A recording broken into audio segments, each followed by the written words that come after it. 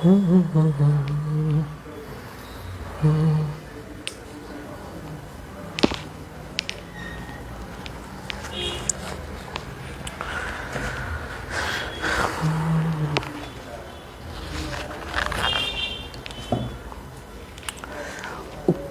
Most probably একটু উপর উঠবে, মোস্ট প্রবাবলি। স্যার দেখো তো এই পাশটা দেখা যাচ্ছে এখন, আগে দেখা যাচ্ছিল না। আচ্ছা, আরে দাদা কেমন আছেন? এই তো ডুইং ফাইন ব্রাদার, কি অবস্থা? আসসালামু আলাইকুম ভাই। ওয়ালাইকুম আসসালাম, কি খবর ভাই? এই তো ভাই ঠিকঠাক। কি অবস্থা পোলাপান?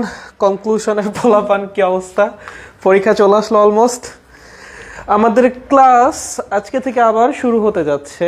আচ্ছা, কেমন আছেন ভাইয়া? সাদ ভাইকে দেখতে চাই। সাদ ভাইকে দেখা যাবে না? হ্যাঁ দেখা যায়, হ্যাঁ ঠিক আছে, ওকে। দাদা কেমন আছেন? এই তো ভালো আছি। How are you bro? Yeah I am doing fine bro, what about you? দাদা আজও খেলে দিবে। হ্যাঁ আজকেও খেলে দিব। শুনো, আজকে আমাদের হলো পিরিয়ডিক মোশনের বা পর্যায়বৃত্ত গতির ফার্স্ট লেকচার, ঠিক আছে? সো স্বাভাবিক আমরা প্রথমে পুরা চ্যাপ্টারের ওভারভিউ দিব। পুরা চ্যাপ্টার ওভারভিউ দেওয়ার পর আমরা সরাসরি সিকিউ সলভিং এ চলে যাব, ঠিক আছে? বা সবার আগে পুরো চ্যাপ্টারের ওভারভিউ চলবে, ঠিক আছে? পর্যায়বৃত্ত গতির। হ্যাঁ, আপনি হলে দাদা? না হলে না, আমি এখন স্টুডিওতে। দাদা হ্যাঁ বলেন। But let me no is everything clear or not. সব কিছু দেখা যাচ্ছে নাকি যাচ্ছে না? যদি সব কিছু ক্লিয়ার থাকে then we will start the class. জানাও একটু আমাকে, দাঁড়াও চেক করি দেখা যাচ্ছে নাকি যাচ্ছে। I hope everything is clear, right? Okay, একটু খালি জানা দাও। তোমরা বললে তোমরা একটা গ্রিন সিগন্যাল দিলে আমরা ক্লাস শুরু করে দিব। আপনাদের গ্রিন সিগন্যাল আমাদের ক্লাস শুরু, ঠিক আছে? চলেন ফার্স্ট আমরা চ্যাপ্টার ওভারভিউয়ে যাব। ভাইয়ারা একটু ফার্স্ট, দেরি না করি আমরা। আচ্ছা তামিম বলছে ক্লিয়ার। আচ্ছা তামিম কি করে? ডান। ওকে চলো আমরা শুরু করি। দেখো চলো, পর্যায়বৃত্ত গতি। আচ্ছা প্রথম কথা ভাই, পর্যায়বৃত্ত গতি কাকে বলে? যদি কোনো বস্তু কণার গতিপথ এমন হয় যে তার গতিপথের একটা নির্দিষ্ট বিন্দুকে নির্দিষ্ট সময় পর নির্দিষ্ট দিক থেকে অতিক্রম করে, তাহলে তার গতিকে আমরা কি বলি? পর্যায়বৃত্ত গতি, ঠিক আছে? যেমন ধরো এটা এরকম হইতে পারে, অসিলেটরি মোশন, সহজ কথা। এটা এরকম হইতে পারে যে এইভাবে একটা বস্তু ঘুরতেছে, ঠিক আছে? এটা এরকম হইতে পারে, একটা সাইন ওয়েভ হইতে পারে, এটাও একটা পিরিয়ডিক মোশন। এটা এরকম হইতে পারে, ঠিক আছে? এটা এরকম হইতে পারে, বিভিন্ন রকম হইতে পারে, ঠিক আছে? এগুলো সবই পর্যায়বৃত্ত গতি। আবার পর্যায়বৃত্ত গতির একটা স্পেশাল টাইপ আছে যেটাকে বলা হয় সরল ছন্দিত স্পন্দন গতি বা SHM বা সিম্পল হারমোনিক মোশন। ওটা কি জিনিস? যদি পর্যায়বৃত্ত গতিতে থাকা কোনো বস্তু কণা তার পর্যায়কালের অর্ধেক সময় সাম্যাবস্থার এক পাশে আর পর্যায়কালের বাকি অর্ধেক সময় সাম্যাবস্থা আর এক পাশে থাকে, তখন তাকে কি বলা হয়? সিম্পল হারমোনিক মোশন বা সরল ছন্দিত স্পন্দন গতি। কি বললাম? ওর যে সাম্যাবস্থা, সেই সাম্যাবস্থার এক পাশে যদি পর্যায়কালের অর্ধেক সময় থাকে এবং বাকি অর্ধেক সময় যদি সাম্যাবস্থার আর এক পাশে থাকে, তখন তাকে কি বলা হয়? সিম্পল হারমোনিক মোশন বা SHM। ঠিক আছে, খুব সিম্পল। একটা MCQ হয়ে যাক। একটা ছোট্ট প্রশ্ন আপনাদের জন্য, একটা ফ্যান আপনি স্টার্ট দিছেন, ঠিক আছে? একটা ফ্যান স্টার্ট দিয়েছেন যে কিনা 2 রেডিয়ান পার সেকেন্ড স্কোয়ার ত্বরণে ঘোরা শুরু করেছে। ফ্যান স্টার্ট দিলে কি হয়? ফ্যানের স্পিড বাড়ে, তাই না? সে কি করছে? 2 রেডিয়ান পার সেকেন্ড স্কোয়ার ত্বরণে ঘোরা শুরু করছে। প্রশ্ন করা হয়েছে ফ্যানটার গতি কি পর্যায়বৃত্ত গতি? ফ্যানটার গতি কি পর্যায়বৃত্ত গতি? চলো ট্রাই টু অ্যান্সার। পর্যায়বৃত্ত গতি অপশন নাম্বার 1 হ্যাঁ, অপশন নাম্বার 2 নোপ বা না, ঠিক আছে? আপনি একটা ফ্যানের সুইচ ক্লিক করছেন, ফ্যান ঘোরা শুরু করছে কত ত্বরণে? 2 রেডিয়ান পার সেকেন্ড স্কোয়ার ত্বরণে, ঠিক আছে? প্রশ্ন করা হয়েছে ফ্যানটার গতি কি পর্যায়বৃত্ত গতি, হ্যাঁ নাকি না? চলেন ভাইয়ারা। আরে মাশাআল্লাহ, এত মানুষ ক্লাসে।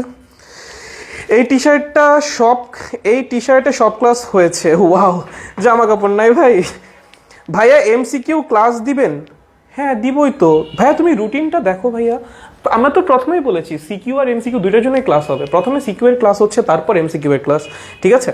আচ্ছা একজন বলছে না, হ্যাঁ ভাই, হ্যাঁ না, ইয়েস। আচ্ছা বিভিন্ন রকমের অপিনিয়ন দেখা যাচ্ছে। কেউ বলতেছে এটা পর্যায়বৃত্ত গতি, কেউ বলতেছে এটা পর্যায়বৃত্ত গতি না। উত্তর হবে না, এটা পর্যায়বৃত্ত গতি না। প্রশ্ন হলো কেন?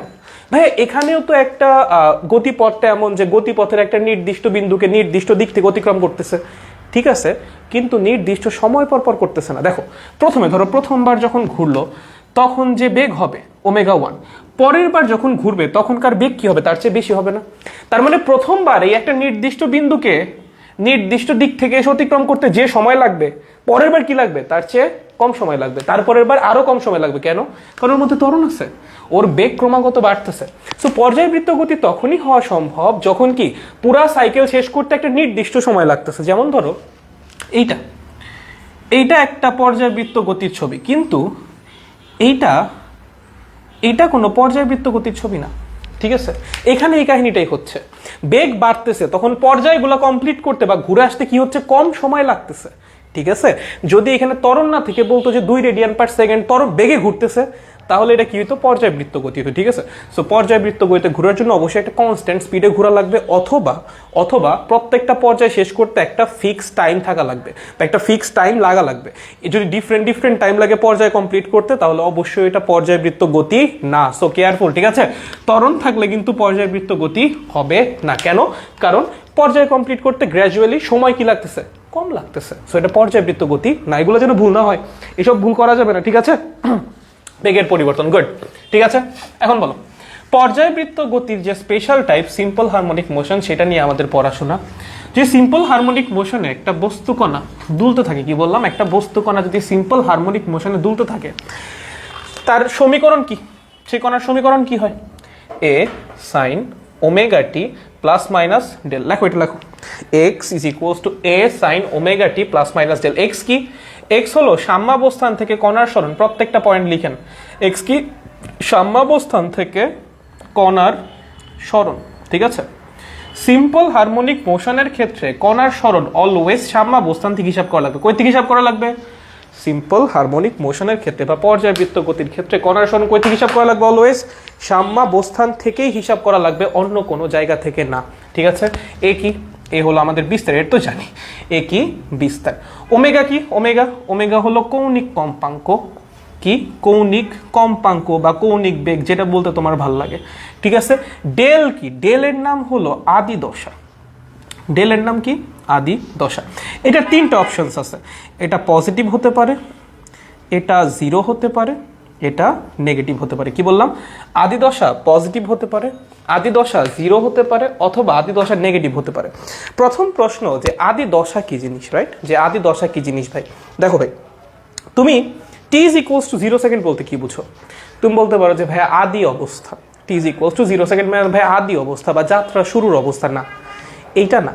t is equals to 0 second মানে হলো তুমি এক্সপেরিমেন্ট কখন শুরু করতেছো সেই তখনকার অবস্থা, নট নেসেসারিলি কণারও তখন যাত্রা শুরু করা লাগবে। একটা কণা আগে থেকে গতিশীল থাকতে পারে, ধরো একটা কণা এমনি করে মুভ করতেছে, সেই পথে কি করতেছে, মুভ করতেছে। এখন কণা যখন মুভ করা শুরু করছে, তুমিও যদি তখনই এক্সপেরিমেন্ট করা শুরু করো, তাহলে t is equals to 0 সেকেন্ডকে তুমি কণার যাত্রা শুরুর সময় বলতে পারো। কিন্তু ধরো কণা মুভ করা শুরু করছে আগে, কণা কি করছে, মুভ করা শুরু করছে আগে মুভ করা শুরু করছে, এবং কণা যখন এখানে এসে পৌঁছাইছে তখন তুমি হিসাব করা শুরু করছো। তাহলে এইটা t is equals to 0 second না, এটা t is equals to 0 second? কোনটা t is equals to 0 second, right? ভালো কোশ্চেন। আমরা বলতেছি এইটা t is equals to 0 second কখন, যখন কণা যাত্রা শুরু করছে, আমিও ঠিক তখনই হিসাব করা শুরু করছি। বাট এবার কি হয়েছে, আমার হিসাব করতে একটু দেরি হয়েছে, হিসাব করা শুরু করতে একটু দেরি হয়েছে। কণা যাত্রা শুরু করছে, তার কিছুক্ষণ পর থেকে আমি হিসাব করা শুরু করছি। তাহলে t is equals to 0 second কোনটা, এই অবস্থানটা না এই অবস্থানটা? অবশ্যই উপরেরটা। আপনি যখন থেকে হিসাব করা শুরু করবেন তখনকার সময়টাকে আপনি কি বলবেন, t is equals to 0 second. এবং যদি আপনার হিসাব করা শুরু করতে একটু দেরি হয়, সেই অবস্থায় একটা দশা পাওয়া যায় যেটাকে আমরা বলি আদি দশা। ঠিক আছে, এবং এইটা হয় এই কেসে পজিটিভ। কি হয়? পজিটিভ। ঠিক আছে, আদি দশাটা এই কেসে কি হয়, পজিটিভ হয়। ঠিক আছে, কিরকম হয় ভাইয়া? পজিটিভ হয়। এবং যদি আপনি ছবি আঁকেন, এক্ষেত্রে ওয়েভের ছবিটা হবে এরকম। ঠিক আছে, এরকম ওয়েভের ক্ষেত্রে আমরা কি বলবো, ডেল পজিটিভ। কি বলবো?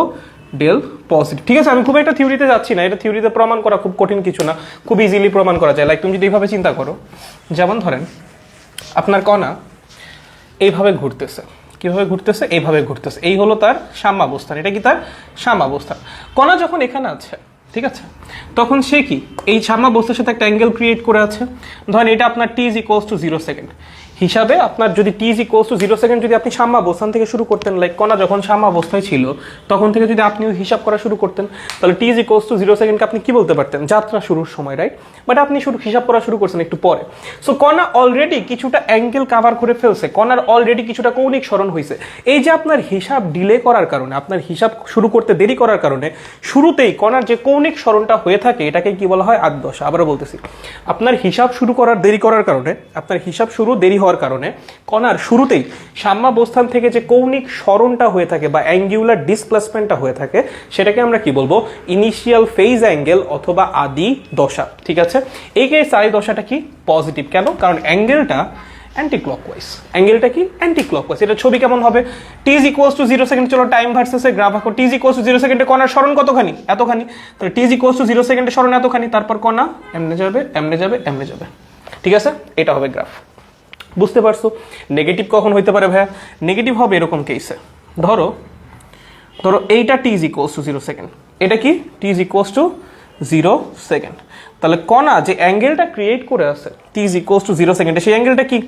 Clockwise angle, right? সেই অ্যাঙ্গেলটা কি? Clockwise angle. এখানে গ্রাফ কেমন হবে?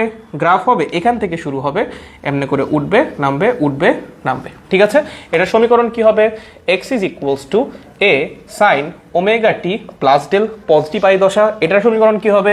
x = a sin ωt minus del বা নেগেটিভ আই দশা। ঠিক আছে, এখানে কেন প্লাস অ্যাঙ্গেল দিলাম? কারণ অ্যাঙ্গেলটা অ্যান্টি ক্লকওয়াইজ। এখানে কেন মাইনাস অ্যাঙ্গেল দিলাম? কারণ অ্যাঙ্গেলটা ক্লকওয়াইজ। ট্রাইগোনোমেট্রি, তাই না? অ্যান্টি ক্লকওয়াইজ অ্যাঙ্গেলকে আমরা কি ধরি? পজিটিভ অ্যাঙ্গেল ধরি। আর ক্লকওয়াইজ অ্যাঙ্গেলকে আমরা কি ধরি? নেগেটিভ অ্যাঙ্গেল ধরি। আর যদি এখান থেকে একদম এক্স্যাক্টলি শুরু হইতো, একদম এখান থেকে এটা আপনার t = 0 সেকেন্ড হইতো, গ্রাফ কি হইতো? একদম পারফেক্ট হইতো। ঠিক আছে, এবং সমীকরণ কি হইতো? x = simply x a sin ωt, এখানে ডেলের মান কত? 0। এখানে আমরা কি বলবো? আদি দশা কি? 0। ঠিক আছে, দেখেন আদি দশার একটা আইডিয়া আসলো কিনা? একদম সিম্পল জিনিস ভাই, একদম সিম্পল জিনিস। দেখো আদি দশার আইডিয়া আসছে নাকি আসে নাই? কোনটা বলো বলো বলো, আদি দশার কি আইডিয়া আসছে নাকি আসেনি? কোনটা? স্যার এটা একটু পিছিয়ে দাও তো, স্ট্যান্ডটা হালকা একটু পিছিয়ে দাও। দেখো দেখো দেখো, আইডিয়া এসেছে নাকি আসেনি? কোনটা কোনটা? আমাদেরকে আইডিয়া এসেছে আদি দশা সম্পর্কে? দাদা আবার বলেন, নেট ছিল না। ভাইয়া এমনি করে তো বারবার বলা যাবে না, তাই না? মানে তুমি জিনিসটা আরেকবার দেখে নিও, মানে এটা তো নেট না থাকার কারণে তো মানে পুরো জিনিসটা রিপিট করা যায় না। লাইক যদি ফলটা আমার হইতো তখন অবশ্যই করতাম। ভাই সাদ ভাইয়া আছে? হ্যাঁ আছে, ইজি আন্ডারস্টুড। তুমি আরেকটা আবার কষ্ট করে দেখে নিও ভাই, ঠিক আছে? কারণ আমার এখানে হোপফুলি ডিস্টারবেন্স হয় নাই, সো তুমি একবার দেখে নিলে তোমার ক্লিয়ার হয়ে যাবে, হোপফুলি সমস্যা হবে না। ঠিক আছে ভাই? ওকে, ঠিক আছে। ওকে, আমরা পরেরটায় যাই। দেখেন আই দশার একটা আইডিয়া আমাদের আসছে। এখন যেটা মাথায় রাখা লাগবে, আপনি তরঙ্গ আর পর্যায়বৃত্ত গতি এই দুটো জিনিস না গোলানো যাবে না। কেন যাবে না আমি বলি। তরঙ্গ কি? তরঙ্গ হলো শক্তির একটা মুভমেন্ট। ঠিক আছে, শক্তি সামনে আগাবে, শক্তি পিছে যাবে, বা শক্তি যে কোনো দিকে যাবে। সেই শক্তি ক্যারি করবে একটা মাধ্যম বা মাধ্যমের অনেকগুলা কণা। এটা চ্যাপ্টার 9-এর পড়াশোনা। চ্যাপ্টার 9 আপনাদের সিলেবাসেও ইনক্লুডেড নাই, ঠিক আছে, যেহেতু আপনারা 22 ব্যাচ। কিন্তু পর্যায়বৃত্ত গতি যেটা, এখানে কিন্তু আমরা একটা সিঙ্গেল পার্টিকেলের মোশন নিয়ে ডিল করি। যে আপনি যা যা সমীকরণ লিখতেছেন সবকিছু একটা কণা বা একটা বস্তুর সমীকরণ, অনেকগুলা কণা বা কোনো মাধ্যমের না। ঠিক আছে, চ্যাপ্টার 9-এ যে ফর্মুলাগুলো আমরা শিখবো বা যদি কখনো পড়েন আপনারা দেখবেন, ওটা একটা তরঙ্গের যে সমীকরণগুলো সেটা কি পুরা জিনিসটা যতগুলো কণা আছে সবার সমীকরণ মিলে বানায়। ঠিক আছে, বাট এখানে চ্যাপ্টার 8-এ যে আপনি পর্যায়বৃত্ত গতি পড়বেন সেটা একটা কণা বা একটা বস্তুর সমীকরণ সব। ঠিক আছে, ওকে। তাহলে এই যে x = a sin ωt plus minus del, তাহলে এটা কিসের সমীকরণ ছিল? কণার সরণের সমীকরণ। এখন দেখেন এই সমীকরণটা কি টাইমের উপর ডিপেন্ডেন্ট নাকি না? অবশ্যই। টাইম এখানে আসে না ভিতরে, টাইম চেঞ্জ হলে কি এক্স এর মান চেঞ্জ হবে না? অবশ্যই হবে। তার মানে এখানে সরণ যেটা সেটা কি টাইম ডিপেন্ডেন্ট সরণ, রাইট? এখন যদি টাইম ডিপেন্ডেন্ট সরণ দেওয়া থাকে বা সরণ যদি আপনার টাইমের উপর ডিপেন্ডেন্ট হয়, সেখান থেকে বেগ কেমনে বের করেন ভাই? ডিফারেন্সিয়েট করে। চলেন এটাকে ডিফারেন্সিয়েট করেন, তাহলে কি পাবেন? ভেলোসিটি পাবেন। এখন প্রশ্ন হলো এটা কার ভেলোসিটি? ভাই তুমি কণার সরণকে ডিফারেন্সিয়েট করতেছো, কার ভেলোসিটি পাবা? কণার ভেলোসিটি পাবা। তার মানে এই যে বেগটা, এটা কার বেগ? সো ভেলোসিটি অফ পার্টিকেল বা কণার বেগ। ঠিক আছে, সিম্পলি ডিফারেন্সিয়েশন করেন। চলেন ডিফারেন্সিয়েশন করলে কত হবে?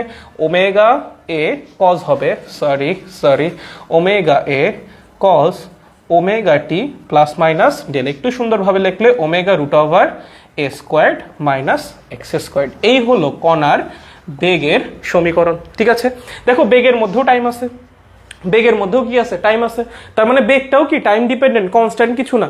তার মানে আমি যদি এখান থেকে ত্বরণ বের করতে চাই, কি করা লাগবে, বেগকে আবার ডিফারেন্সিয়েট করো, বেগকে কি করো, আবার ডিফারেন্সিয়েট করো, রাইট। বেগটাও কি টাইমের উপর ডিপেন্ডেন্ট, আর একবার ডিফারেন্সিয়েট করো, হয়ে যাবে। সেটা ডিফারেন্সিয়েশন করলে কি হবে, minus omega squared A sine omega T plus minus del. চলো এই যে A sine omega T plus minus del মানে কি, এক্স, তার মানে মাইনাস ওমেগা স্কোয়ার্ড এক্স। এই হলো কণার ত্বরণ বের করার ফর্মুলা। ঠিক আছে, এটা কি কণার ত্বরণ। ঠিক আছে, এটা কি কণার ত্বরণ। দেখো হয়েছে, একদম সোজা। এখন ভালো মতো খেয়াল করবেন, এই যে এক্স, আমি বারবার বলতেছি এক্সটা কি সাম্যাবস্থান থেকে সরণ। যেমন ধরেন একটা কণা এইভাবে কাঁপতেছে, কিভাবে, এইভাবে এইভাবে উঠানামা করে। তার মানে এইটা হলো ইকুইলিব্রিয়াম পজিশন বা সাম্যাবস্থান। সাম্যাবস্থান থেকে যে কোনো এক পাশেও এইভাবে এইভাবে উঠতে পারে, আবার ধীরে ধীরে নেমে এতখানি নামতে পারে। সাম্যাবস্থান থেকে যে কোনো এক পাশে সর্বোচ্চ সরণকে কি বলা হয়, বিস্তার বলা হয়। তার মানে এই যে এটা কি আমাদের বিস্তার। ঠিক আছে, এটাও কি আমাদের বিস্তার। ঠিক আছে, বুঝতে পেরেছো, এটা কি আমাদের সাম্যাবস্থান, এইগুলো কি আমাদের বিস্তার। যে কোনো এক পাশে সর্বোচ্চ যতক্ষণ যেতে পারবে সেটা কি বিস্তার। ওকে, ক্লিয়ার একদম। আচ্ছা, খুব ভালো। এখন প্রশ্ন হলো বিস্তারের দূরত্ব কত, সাম্যাবস্থান থেকে বিস্তারের দূরত্ব কত, এ। কারণ সাম্যাবস্থান থেকে সর্বোচ্চ সরণকে কি বলা হয়, বিস্তার।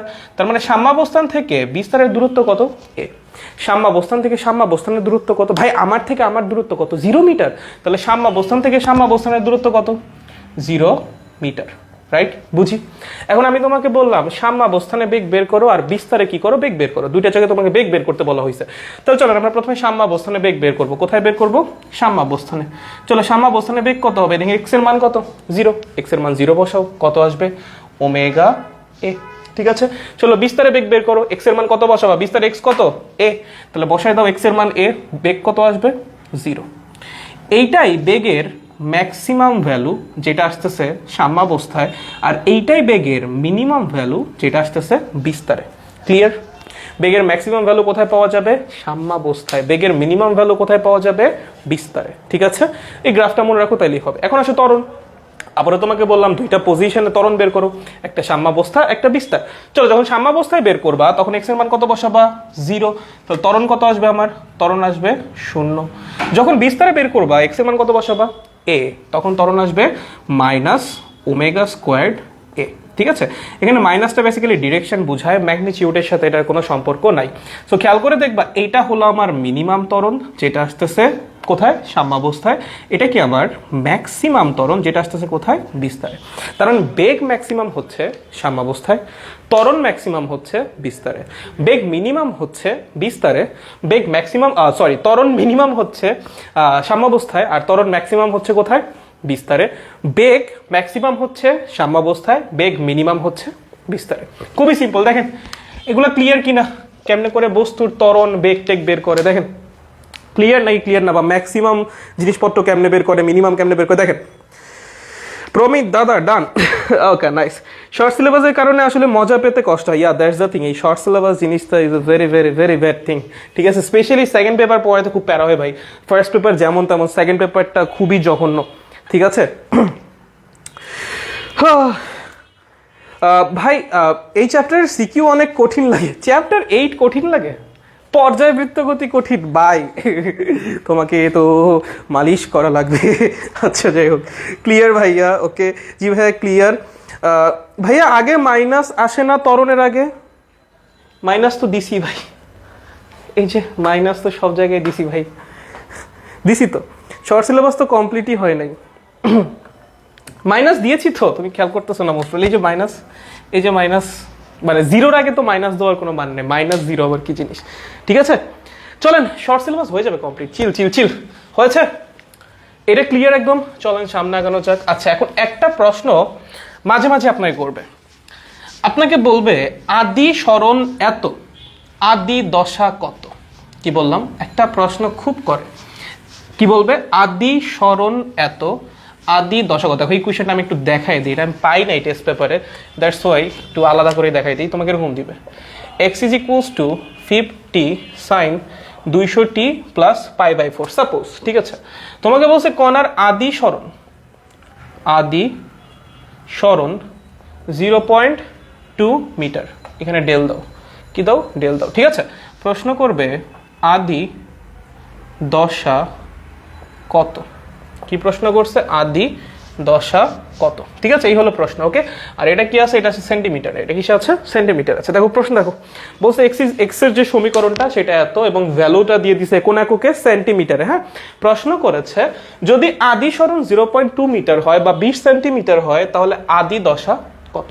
দেখো ভাই, আদি সরণ মানে কি, আদি সরণ মানে টি ইজ ইকুয়ালস টু 0 সেকেন্ডের সরণ। তার মানে তুমি যদি এই সমীকরণ থেকে এই সেম সরণটা বের করতে চাও, তোমার টি এর ভ্যালু 0 বসানো লাগবে। সহজ কথা, টেকনিকটা কি, তুমি যদি এই সমীকরণ থেকে সরণের ভ্যালু এটা পাইতে চাও, you'll have to put the value of T just 0, আর কিছু না, 0 বসায় দাও, কাহিনী শেষ। তাহলে আমি যদি এক্স এর মান 0.2 মিটার বা 20 সেন্টিমিটার পাই চাই, সেন্টিমিটারে রাখলাম যেহেতু বলেছে সেন্টিমিটার, তাহলে আমার কি করা লাগবে, টি এর ভ্যালু বসানো লাগবে কত, 0। তাহলে টি 0 বসালে পুরো 200 টি 0 হয়ে যাচ্ছে, থাকতেছে কি, সাইন ডেল। এখান থেকে ডেলের মান বের করা লাগবে, ঠিক আছে। ওকে, এই হলো কাহিনী, আদি সরণ আয় দশার কাহিনী, ঠিক আছে। একটা ম্যাথই আছে আই সরণ আয় দশা থেকে, হোপফুলি আর সমস্যা হবে না, ঠিক আছে। আদি সরণ আদি দশা থেকে একটা জিনিসই আছে, হোপফুলি আর সমস্যা হবে না। দেখে নাও, দেখে নাও, চলো ফাস্ট ফাস্ট ফাস্ট, হয়েছে, যারা তুলবেন তুলেন, fast fast fast fast fast, চলো হয়েছে, দিচ্ছি মুছে। ওকে চলো, এরপর লেখেন, এরপর লেখেন ডিফারেন্সিয়াল ইকুয়েশন। কি বললাম, ডিফারেন্সিয়াল ইকুয়েশন, সিম্পল হারমোনিক মোশনে, সিম্পল হারমোনিক মোশনে থাকা কণার ডিফারেন্সিয়াল ইকুয়েশন বা ব্যবকলনীয় সমীকরণ বলে, বাংলায় কিছু একটা বলে, what ever, differential equation, differential equation. আচ্ছা, এখন প্রশ্ন হলো ভাই ডিফারেন্সিয়াল ইকুয়েশন কি জিনিস, তোমাদের এই জিনিসটা নাই সিলেবাসে, আবার তাও একটু জেনে রাখো। ডিফারেন্সিয়াল ইকুয়েশন মানে হলো এমন একটা সমীকরণ যেখানে ডেরিভেটিভ টার্ম থাকবে, যেমন it can be anything like dy by dx is equals to 5x, এইটাও একটা ডিফারেন্সিয়াল ইকুয়েশন, কারণ এই সমীকরণের মধ্যে একটা ডেরিভেটিভ টার্ম আছে। dy squared by dx squared plus dy by dx is equals to 5, এইটাও একটা ডিফারেন্সিয়াল ইকুয়েশন, কারণ সমীকরণে ডেরিভেটিভ টার্ম আছে। মানে এমন একটা সমীকরণ যে সমীকরণের মধ্যে কি থাকবে, ডেরিভেটিভ টার্ম থাকবে। সেখান থেকে আপনাকে যেটা দিবে, যে আপনার একটা সিম্পল হারমোনিক মোশনের ডিফারেন্সিয়াল ইকুয়েশনটা দিয়ে দিবে, দিয়ে আপনাকে বলবে ওমেগার ভ্যালু বের করো বা টি এর ভ্যালু বের করো বা এফ এর ভ্যালু বের করো, যে কোনো কিছু বের করতে বলবে। সো আপনার যেটা মাথায় রাখা লাগবে, স্ট্যান্ডার্ড যে ডিফারেন্সিয়াল ইকুয়েশনটা সিম্পল হারমোনিক মোশনে থাকা কণার, সেইটা আপনার মনে রাখা লাগবে। সেটা কি ভাইয়া, সেটা হলো dx squared divided by dt squared plus omega squared x is equals to 0। এইটা মনে রাখো, আর কিচ্ছু লাগবে না। এখান থেকে কি কি মনে রাখা লাগবে, মনে রাখা লাগবে এইটার সহগ 1, এটার সহগ কি 1। সো আপনি যদি কখনো কোনো ডিফারেন্সিয়াল ইকুয়েশনকে আপনাকে বলে দিল একটা সিম্পল হারমোনিক মোশনে থাকা কণার ডিফারেন্সিয়াল ইকুয়েশন এইটা, আপনি যদি সেইটাকে এই স্ট্যান্ডার্ড ইকুয়েশনের সাথে কম্পেয়ার করতে যান, অবশ্যই এই dx squared divided by dt স্কোয়ার্ডের সহগ কি বানানো লাগবে, 1 বানানো লাগবে। সাপোজ আমি আপনাকে প্রশ্ন করলাম 10 d squared x by dt squared plus 1000x is equals to 0, এইটা একটা কণার পর্যায়বৃত্ত গতিতে থাকা একটা কণার ডিফারেন্সিয়াল ইকুয়েশন। প্রশ্ন করলাম ওর ওমেগা কত, প্রশ্ন করলাম ওর টি কত, প্রশ্ন করলাম ওর এফ কত, ঠিক আছে। এই প্রশ্নগুলো আমি তোমাকে করেছি। দেখো ডিফারেন্সিয়াল ইকুয়েশন তুমি অলওয়েজ কি করবা, স্ট্যান্ডার্ডের সাথে কম্পেয়ার করবা। স্ট্যান্ডার্ডে এই dx স্কোয়ার্ড বাই dt স্কোয়ার্ডের ইয়া কত, সহগ কত, কোএফিসিয়েন্ট কত, 1। তাহলে কম্পেয়ার করার জন্য এটাকে 1 বানাও, কম্পেয়ার করার জন্য এটাকে 1 বানাও, 10 দিয়ে ভাগ করে দাও, শেষ। 10 দিয়ে ভাগ করলে কাহিনী শেষ হয়ে যাচ্ছে, d squared x by dt squared plus 100x is equals to 0। এখন কম্পেয়ার করে দেখো x এর যে সহগটা সেটা হলো ওমেগা স্কোয়ার্ড, তাহলে এখানে x এর যে সহগটা সেটাও কি হবে, ওমেগা স্কোয়ার্ড। তার মানে ওমেগা স্কোয়ার্ডের ভ্যালু 100, তাহলে ওমেগা কত 10। এখান থেকে টি এর ভ্যালু কেমনে বের করে, omega is equals two 2π/t, জানি তো এইসব তো নর্মাল ফর্মুলা। আর যদি টি এর ভ্যালু বের করে ফেলো তাহলে f is equals two 1/t। So এই যে একটা অ্যান্সার, এই যে একটা অ্যান্সার, আর এই যে আরেকটা অ্যান্সার, 1 2 3। নেন দেখেন, দেখেন বুঝতে পারছেন কিনা, দেখেন দেখেন দেখেন দেখেন দেখেন বুঝতে পেরেছেন নাকি বুঝতে পারেন নাই বলেন। একদম ইজি না ভাইয়া, লেখাগুলো বুঝতেছি না, কোন লেখাগুলো বুঝতেছেন না ভাই, লেখাগুলা কোনগুলা বুঝতেছেন না, আমার লেখা কি বোঝা যাচ্ছে না, বেশি বাজে লিখে ফেলতেছি নাকি, এই দেখো বুঝেছে কিনা, আচ্ছা ডান, ওকে। হ্যাঁ, লেখা বোঝা যাচ্ছে না, আরো বড় করে লিখবো, আরো বড় করে লেখা লাগবে নাকি, বলো বলো বলো, সমস্যা নেই বলো, সমস্যা নাই। ডান ভাইয়া, noise, very noise, what about others, বাকিদের কি অবস্থা? বোঝা যাচ্ছে ভাইয়া? ওকে, নয়েস, ঠিক আছে ভাইয়া।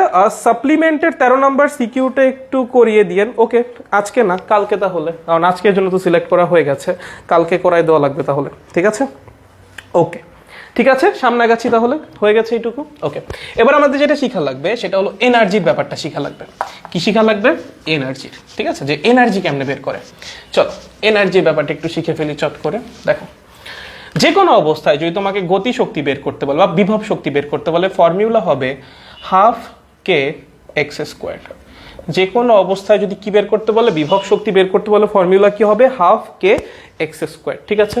যে কোনো অবস্থায় যদি গতি শক্তি বের করতে বলে, ঠিক আছে, ফর্মুলা হবে হাফ কে এ স্কোয়ার্ড মাইনাস এক্স স্কোয়ার্ড, ঠিক আছে? আর যে কোনো অবস্থায় যদি টোটাল এনার্জি বের করতে বলে, এটা সবসময় সেম হবে, কনস্ট্যান্ট হবে, সেটা হবে হাফ কে এ স্কোয়ার্ড, ঠিক আছে? এই হলো তিনটা ফর্মুলা, যেখানে কেটা হলো স্প্রিং কনস্ট্যান্ট, ঠিক আছে? বা স্প্রিং কনস্ট্যান্টকে এভাবে বলা হয়, spring constant k is equals to 1 by stiffness. হ্যাঁ, এরকম টার্ম যদিও তোমাদের সিলেবাসে নাই, বাট তো একটু লিখে রাখো। হ্যাঁ, স্প্রিং কনস্ট্যান্ট কে মানে কি? 1 বাই স্টিফনেস। এই জিনিস তোমাদের সিলেবাসে নাই, জাস্ট লিখে রাখো, লিখে রাখো। যদি কখনো কোয়েশ্চেনে দিয়ে দেয় উল্টাপাল্টা যদি করতে চায়, লিখে রাখো, লিখে রাখতে তো দোষ নেই, ঠিক আছে? লিখে রাখেন, লিখে রাখেন, এই জিনিসগুলো লিখে রাখেন। এটা কি? যে কোনো অবস্থায় বিভব শক্তি, ঠিক আছে? এটা কি? Potential energy, potential energy. এটা কি? এটা কাইনেটিক এনার্জি। নিচেরটা কি? নিচেরটা হলো টোটাল এনার্জি, ঠিক আছে? আচ্ছা, এখান থেকে আর কি প্রশ্ন আসে? গ্রাফ আসে। কিরকম গ্রাফ? দেখো, আমি প্রথমে যেটা আঁকবো সেটা পটেনশিয়াল এনার্জি গ্রাফ। দেখো, আমি যদি বলি সাম্যাবস্থায়, আবারও সেই তিনটা পজিশন, এই এই এই একটা কণা কি করে? এখান থেকে এইটুকুর মধ্যে ভাইব্রেট করে, ঠিক আছে? তাহলে এটা কি ওর সাম্যাবস্থা, এটা কি ওর বিস্তার, এটা কি ওর নেগেটিভ বিস্তার। ওকে, দেখো তো সাম্যাবস্থায় বিভব শক্তি কত হবে ভাই? এক্স এর মান 0 বসাই দাও, কত হয়ে যাবে? ইপি কত হয়ে যাবে? 0। চলো গতি শক্তি কত হবে? এক্স এর মান 0 বসাই দাও, গতি শক্তি হয়ে যাবে হাফ কে এ স্কোয়ার্ড, ঠিক আছে? একইভাবে বিস্তারে আসো। বিস্তারে যখন তুমি বিভব শক্তি বের করবে, এক্স এর মান মাইনাসে বসাও বা প্লাসে বসাও, যাই বসাও না কেন, ইপির মান হবে হাফ কে এ স্কোয়ার্ড এবং গতি শক্তির মান বের করে দেখো, সেটা হবে 0। তার মানে যেটা আমার বিস্তার, বিস্তার আমার বিভব শক্তি ম্যাক্সিমাম, মানে পুরা শক্তি বিভব শক্তিতে কনভার্ট হয়ে যাচ্ছে এবং গতি শক্তি হয়ে যাচ্ছে 0 বা মিনিমাম। আর যখন তুমি সাম্যাবস্থায় আসবা, পুরা বিভব শক্তিটাই গতি শক্তিতে রূপান্তরিত হবে, মানে পুরা গতি শক্তি পাবো হাফ কে স্কোয়ার্ড, আর বিভব শক্তিটা হয়ে যাবে 0, মানে সাম্যাবস্থায় কোনো বিভব শক্তি নেই। এখন আপনি প্রশ্ন করতে পারেন যে ভাইয়া, সাম্যাবস্থা যদি এরকম ভূমি থেকে 10 মিটার উপরে হয়, তখন একটা বিভব শক্তি থাকবে না? ভাইয়া, এখানে আমরা গ্র্যাভিটেশনাল পটেনশিয়াল এনার্জি নিয়ে আলোচনা করতেছি না, ঠিক আছে? তুমি যেটা কথা বলতেছো 10 মিটার উপরে যে বিভব শক্তি থাকবে, ওটা সবসময় থাকবে, ওটা গ্র্যাভিটেশনাল পটেনশিয়াল এনার্জি, ওইটা নিয়ে এখানে আলোচনা হচ্ছে না, ঠিক আছে? আমরা বলতেছি যে ওর অবস্থান পরিবর্তনের কারণে ও সাম্যাবস্থায় ছিল, এখান থেকে আমি ঘুরে এইভাবে আনলাম, তার কারণে ওর মধ্যে যে এনার্জিটা স্টোর হয়েছে, আমি যে কাজ করছি ওকে এখানে নেওয়ার জন্য, তার কারণে যে এনার্জিটা স্টোর হয়েছে সেটা কত, ঠিক আছে? গ্র্যাভিটেশনাল পটেনশিয়াল এনার্জির কথা এখানে ভাবা হচ্ছে না আপাতত, ঠিক আছে? যদি কখনো ম্যাথে বলে তখন তো সেটা আলাদা কাহিনী, বাট আপাতত না। ওকে, ঠিক আছে? ওকে, এখন এতে গ্রাফ আঁকতে বলে, দেখেন তাহলে সাম্যাবস্থায় আপনি কি জানেন? বিভব শক্তি কি? মিনিমাম। তার মানে সাম্যাবস্থায় বিভব শক্তি কি পাবেন? 0, ঠিক আছে? বিভব শক্তি কি পাবেন? 0। যখন আপনি বিস্তারে যাবেন, আপনি যখন বিস্তারে যাবেন তখন বিভব শক্তি কি হবে? ম্যাক্সিমাম। কি হবে? ম্যাক্সিমাম, ঠিক আছে? এবং এই গ্রাফটা কি হয়? একটা প্যারাবোলা। কি হয়? একটা প্যারাবোলা, ঠিক আছে? একইভাবে তুমি আসো কিসে? গতিশক্তিতে। গতিশক্তি তোমার বিস্তারে কি? মিনিমাম। বিস্তারে কি? মিনিমাম, মানে 0। এবং সাম্যাবস্থায় কি? ম্যাক্সিমাম। এবং গ্রাফটা হবে একটা প্যারাবোলা। এবং এই যদি মোট শক্তির গ্রাফ আঁকতে বলি, মোট শক্তি কি? Always constant. মোট শক্তি কি? অলওয়েজ কনস্ট্যান্ট, ঠিক আছে? কনস্ট্যান্টের গ্রাফ কেমন হবে? তুমি ওয়াই অক্ষ বরাবর কি বসাইছো? শক্তি বসাইছো। ওয়াই এর মান কনস্ট্যান্ট, তার মানে কি হবে? এক্স অক্ষের একটা সমান্তরাল সরল রেখা, ঠিক আছে? সো এটা আমার ই টি, এইটা আমার ই পি, এইটা আমার ই কে। না, এই হলো টোটাল জিনিস। দেখো দেখো দেখো দেখো দেখো, চলো চট করে লিখে ফেলো। এই হলো আমাদের পুরা জিনিসটা, ঠিক আছে? পুরা জিনিসটা এখানে আছে, দেখেন দেখেন দেখেন দেখেন, পুরা জিনিসটা কি এখানে। আচ্ছা, এটা নিয়ে মাথা ঘামানোর দরকার নেই, এটা আমি এমনি লিখছি, এটা নিয়ে মাথা ঘামানো লাগবে না, ঠিক আছে? জি জি, একটু বড় করে লিখেন। আচ্ছা দাদা, আজকে ক্লাস মনেই ছিল না, লাইভে আসছি বাট নোটিফিকেশন পেলাম না, দূর ভালো লাগে না। আচ্ছা চিল, ক্লিয়ার দাদা। স্টিফনেস নিয়ে মাথা ঘামান লাগবে না ভাই আপাতত, এগুলা তো আমি হুদায় লিখছি আর কি।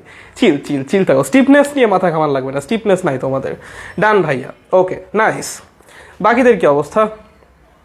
বাকিদের কি অবস্থা? জি ভাইয়া, ওকে গুড। ওকে সামনে আগানো যাক, হয়েছে এই পর্যন্ত, এনার্জি পর্যন্ত কনসেপ্ট ক্লিয়ার। ওকা সামনে আগাচ্ছি, চলেন। আচ্ছা এই পর্যন্ত আমাদের হইল। আচ্ছা এখন এক টাইপের কোয়েশ্চেন হয়, কি কোয়েশ্চেন হয়, আপনাকে পর্যায়বৃত্ত গতির সমীকরণ দিতে, দেখেন আমি কোয়েশ্চেনের টাইপ নিয়ে আলোচনা করতেছি একটু, হ্যাঁ। আপনাকে একটা পর্যায়বৃত্ত গতির সমীকরণ দিবে, কোনো একটা কণার পর্যায়বৃত্ত গতির সমীকরণ ঠিক দিবে না, আপনাকে একটা সমীকরণ দিবে, একটা কণার কি দিবে, কোয়েশ্চেনের টাইপটা দেখেন। আপনাকে একটা কণার সমীকরণ দিবে, কণার সমীকরণ দিবে, দিয়ে প্রশ্ন করবে ও কি সিম্পল হারমোনিক মোশনে আছে, মানে ও কি সরল ছন্দিত স্পন্দন গতিতে দুলতেছে, এই প্রশ্নটাই করবে। ঠিক আছে, সমীকরণ দিবে, দিয়ে বলবে ও কি সিম্পল হারমোনিক মোশনে দুলতেছে নাকি অন্য কোনো মোশনে। এখন আপনি সিম্পল হারমোনিক মোশনের একটা ফর্মুলা জানেন, a is equals to minus omega squared x. আজকের ক্লাসটা যখন শুরু করলাম তখনই আমরা বলছিলাম যে যদি পর্যায়বৃত্ত গতি বা সিম্পল হারমোনিক মোশনে থাকতে চায় ওমেগার মানটা কি হওয়া লাগবে, কনস্ট্যান্ট, রাইট। ত্বরণ থাকলে তো হচ্ছে না। এখন ওমেগা যদি কনস্ট্যান্ট হয় ওমেগা স্কোয়ার্ডও কনস্ট্যান্ট হবে, তাহলে আমি এইভাবে লিখতে পারি a ইজ ইকুয়ালস টু একটা constant multiplied by minus x. এখন একটা কনস্ট্যান্ট আর একটা ইকুয়াল সাইন ছড়াই নিলে কি আসবে, একটা প্রপোর্শনালিটির sign. That means A is proportional to minus X. এটা কিসের জন্য খাটে, সিম্পল হারমোনিক মোশনের জন্য। সো আপনি যদি এই সমীকরণ থেকে, যে সমীকরণটা আপনাকে দিয়ে দিবে সেখান থেকে প্রমাণ করতে পারেন ওই কণার ত্বরণ তার সরণের ঋণাত্মক মানের সমানুপাতিক। ঠিক আছে, এখানে মাইনাসটা বেসিক্যালি ডিরেকশনটা বোঝায়। যাই হোক, যদি এটা প্রমাণ করতে পারেন তাহলে আপনার প্রমাণ হয়ে যাবে এই কণাটা সিম্পল হারমোনিক মোশন আছে। আপনাকে সমীকরণ দিয়ে দিবে X is equals to blah blah blah blah blah. ঠিক আছে, আপনার এখান থেকে প্রমাণ করা লাগবে A is proportional to minus X. এইটা প্রমাণ করতে পারলেই কি কণা সিম্পল হারমোনিক মোশন আছে আপনি বলে দিতে পারবেন, আর কিছু লাগবে না। ঠিক আছে, তাহলে কি বললাম, কোয়েশ্চেন টাইপটা কি, এক্স এর মান দিয়ে দিবে, এক্স বলে দিবে, একটা সমীকরণ আকারে দিয়ে দিবে, সেখান থেকে প্রমাণ করা লাগবে A is proportional to minus X. যদি প্রমাণ হয় সিম্পল হারমোনিক মোশনে আছে, যদি প্রমাণ না হয় সিম্পল হারমোনিক মোশনে নাই। ঠিক আছে, ওকে। এখন প্রমাণটা কেমনে করবো, ঠিক আছে। দেখো এক্স নর্মালি টাইপের উপর ডিপেন্ডেন্ট হয়, আপনাকে যে সমীকরণই দিক না কেন, আপনাকে যদি x is equals two L N T ধরেন দিল, কথা কথা সাপোজ, স্টিল এখানে এক্সটা কি টাইমের উপর ডিপেন্ডেন্ট, তাই না। মানে আপনাকে এমন একটা সমীকরণই দিবে যেটা কি টাইমের উপর ডিপেন্ডেন্ট, কারণ টাইমের সাথে সাথে কণার সরণ কি হচ্ছে, চেঞ্জ হচ্ছে। সো সরণটা কার উপর ডিপেন্ডেন্ট, টাইমের উপর। সো এরকম টাইমের উপর ডিপেন্ডেন্ট যখন সরণ দেওয়া থাকে তখন অবশ্যই ত্বরণ বের করার জন্য কি করা লাগে, সরণকে ডাবল ডিফারেন্সিয়েশন করা লাগে। সো আপনার যে সরণের সমীকরণটা দেওয়া থাকবে, আবারও বলতেছি, আপনার যে সরণের সমীকরণটা দেওয়া থাকবে সেটাকে দুইবার ডিফারেন্সিয়েশন করবেন। ঠিক আছে, এক্স এ কি করবেন, দুইবার ডিফারেন্সিয়েশন করবেন। দুইবার কি করবা, ডিফারেন্সিয়েশন করবা। ঠিক আছে, দুইবার ডিফারেন্সিয়েশন করলেই মোটামুটি তুমি এই প্রমাণে চলে যাবা। দুই একটা ব্যতিক্রম আছে, সেটা আলাদা কাহিনী, বাট মোটামুটি এই হলো সিস্টেম। আপনাকে এক্স দিয়ে দিবে, এক্সকে আপনি দুইবার ডিফারেন্সিয়েশন করবেন, ডিফারেন্সিয়েশন করলে যদি প্রমাণ হয় is proportional to minus x, ভালো, সিম্পল হারমোনিক মোশন আছে। যদি প্রমাণ না হয় লিভ ইট, প্রমাণ মানে শেষ হয়ে গেছে, এটা সিম্পল হারমোনিক মোশন নাই। ঠিক আছে, যদি প্রমাণ হয় A is proportional to minus X, simple harmonic মোশনে আছে। যদি প্রমাণ না করতে পারো সিম্পল হারমোনিক মোশনে নাই। ঠিক আছে, দেখো, সো এটা একটা ইম্পর্টেন্ট টাইপ, এটা কিন্তু অ্যাডমিশনও আছে, এটা কিন্তু অ্যাডমিশনও আসে, এটা একটা ইম্পর্টেন্ট টাইপ। আপনাকে কণার সমীকরণ দিয়ে বলবো কি সিম্পল হারমোনিক মোশনে আছে নাকি নাই। ঠিক আছে, হয়েছে, মুছে দিচ্ছি, তুলেছি তুলেছি, দেখো দেখো বাচ্চারা, তুলেছি নাকি, হু দেখো দেখো দেখো, তুলছি নাকি তুলি নাই, হয়েছে হয়েছে, চলেন সামনে যাই, সামনে গেলাম, চলেন পরেরটায় যাই, পরেরটায় পরেরটায় পরেরটায়। এরপর কি আছে, এরপর যেটা আছে সেটা হলো আমাদের পড়া লাগবে আচ্ছা একটু স্প্রিং। স্প্রিং দেখো, চ্যাপ্টার 5 এ স্প্রিং তোমাদের পুরোটা পড়ানো হয়েছে, বাট স্প্রিং এর একটা জিনিস একটু বাকি আছে। এই জিনিসটা একটু দেখো, দেখো ধর একটা স্প্রিং আছে, ঠিক আছে, স্প্রিং এর সাথে আমি একটা ম্যাচ ঝুলাই দিছি, ওকে, এম ভরের, ওকে, স্প্রিং এর সাথে কি করছি, একটা এম ভরের বস্তু ঝুলাই দিছি, ওকে। এখন এখান থেকে প্রশ্ন দুইটা আসতে পারে, এম ভরের একটা বস্তু যদি স্প্রিং এ ঝুলাই দেওয়া হয় স্প্রিং কি দুলবে? চলো এটা তোমাদের কাছে আমার প্রশ্ন। আমি এম ভরের একটি বস্তু ঝুলিয়ে দিলাম, বস্তু ঝুলিয়ে দিলাম কোথায়, স্প্রিং এ, ঠিক আছে, স্প্রিং কি দুলবে? স্প্রিং কি দুলবে? ট্রাই টু অ্যান্সার ইট, বলো স্প্রিং কি দুলবে? চলেন চলেন কনসেপ্ট কাজে লাগান, কনসেপ্ট কাজে লাগান, বেসিক কাজে না লাগলে হবে না। কয়েকটা জিনিস মুখস্থ করে যায় জীবনে ওই এইচএসসি পার করা যায়, তারপর আর পার করা যায় না। সো মুখস্থর কাহিনী ভুলে যাও। এম ভরের একটা বস্তু তুমি ঝুলাই দিছো স্প্রিং এর মধ্যে, প্রশ্ন হলো স্প্রিং কি দুলবে নাকি দুলবে না। 1 নম্বর অপশন হ্যাঁ দুলবে, 2 নম্বর অপশন না দুলবে না। চলো কি হবে বলো বলো বলো বলো বলো বলো বলো বলো বলো বলো দেখো দেখো।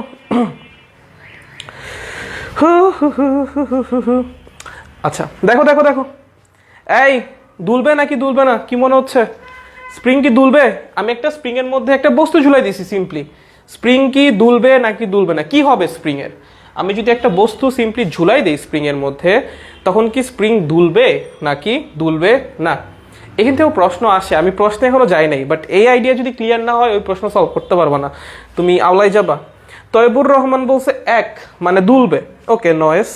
বাকিদের কি অবস্থা? অর্পিতা বলছে 1 মানে দুলবে, ওকে ঠিক আছে। ইমন বলছে দুলবে, okay nice nice nice nice nice. Shahin বলছে দুলবে, ওকে ঠিক আছে। দ্য অ্যান্সার ইজ দুলবে না। স্প্রিং সম্প্রসারিত হবে, দুলবে না ভাই। এই জিনিস মানে না ভাবার কারণ কি? একটা স্প্রিং আছে, ঠিক আছে, আমি একটা ভর ঝুলাই দিছি, স্প্রিং সিম্পলি সম্প্রসারিত হবে, আর তো কিছু হবে না। একটা স্প্রিং আছে, ভর ঝুলাই দিছি, স্প্রিং সম্প্রসারিত হবে, দুলবে কেন? তো দুলবে না, কি হবে? সম্প্রসারিত হবে। তাহলে বস্তু ঝুলাই দিলে কি হয়? স্প্রিং সম্প্রসারিত হয়, দুলে না ভাই। স্প্রিং কি হয়? সম্প্রসারিত হয়, সম্প্রসারিত হয়। তার মানে যদি কখনো স্প্রিং এর সম্প্রসারণ বের করতে বলে, স্প্রিং কতখানি প্রসারিত হচ্ছে বা এই সেই ওই সেই ওই সেই, আমরা কোথায় চলে যাব? আমরা দেখব স্প্রিং এর উপর কতখানি ফোর্স অ্যাপ্লাই করা হয়েছে যার কারণে সম্প্রসারিত হয়েছে। সেখান থেকে F is equals two kx দিয়ে আমরা কি করব? স্প্রিং এর সম্প্রসারণ বের করব। ঠিক আছে, এই এফটা কি?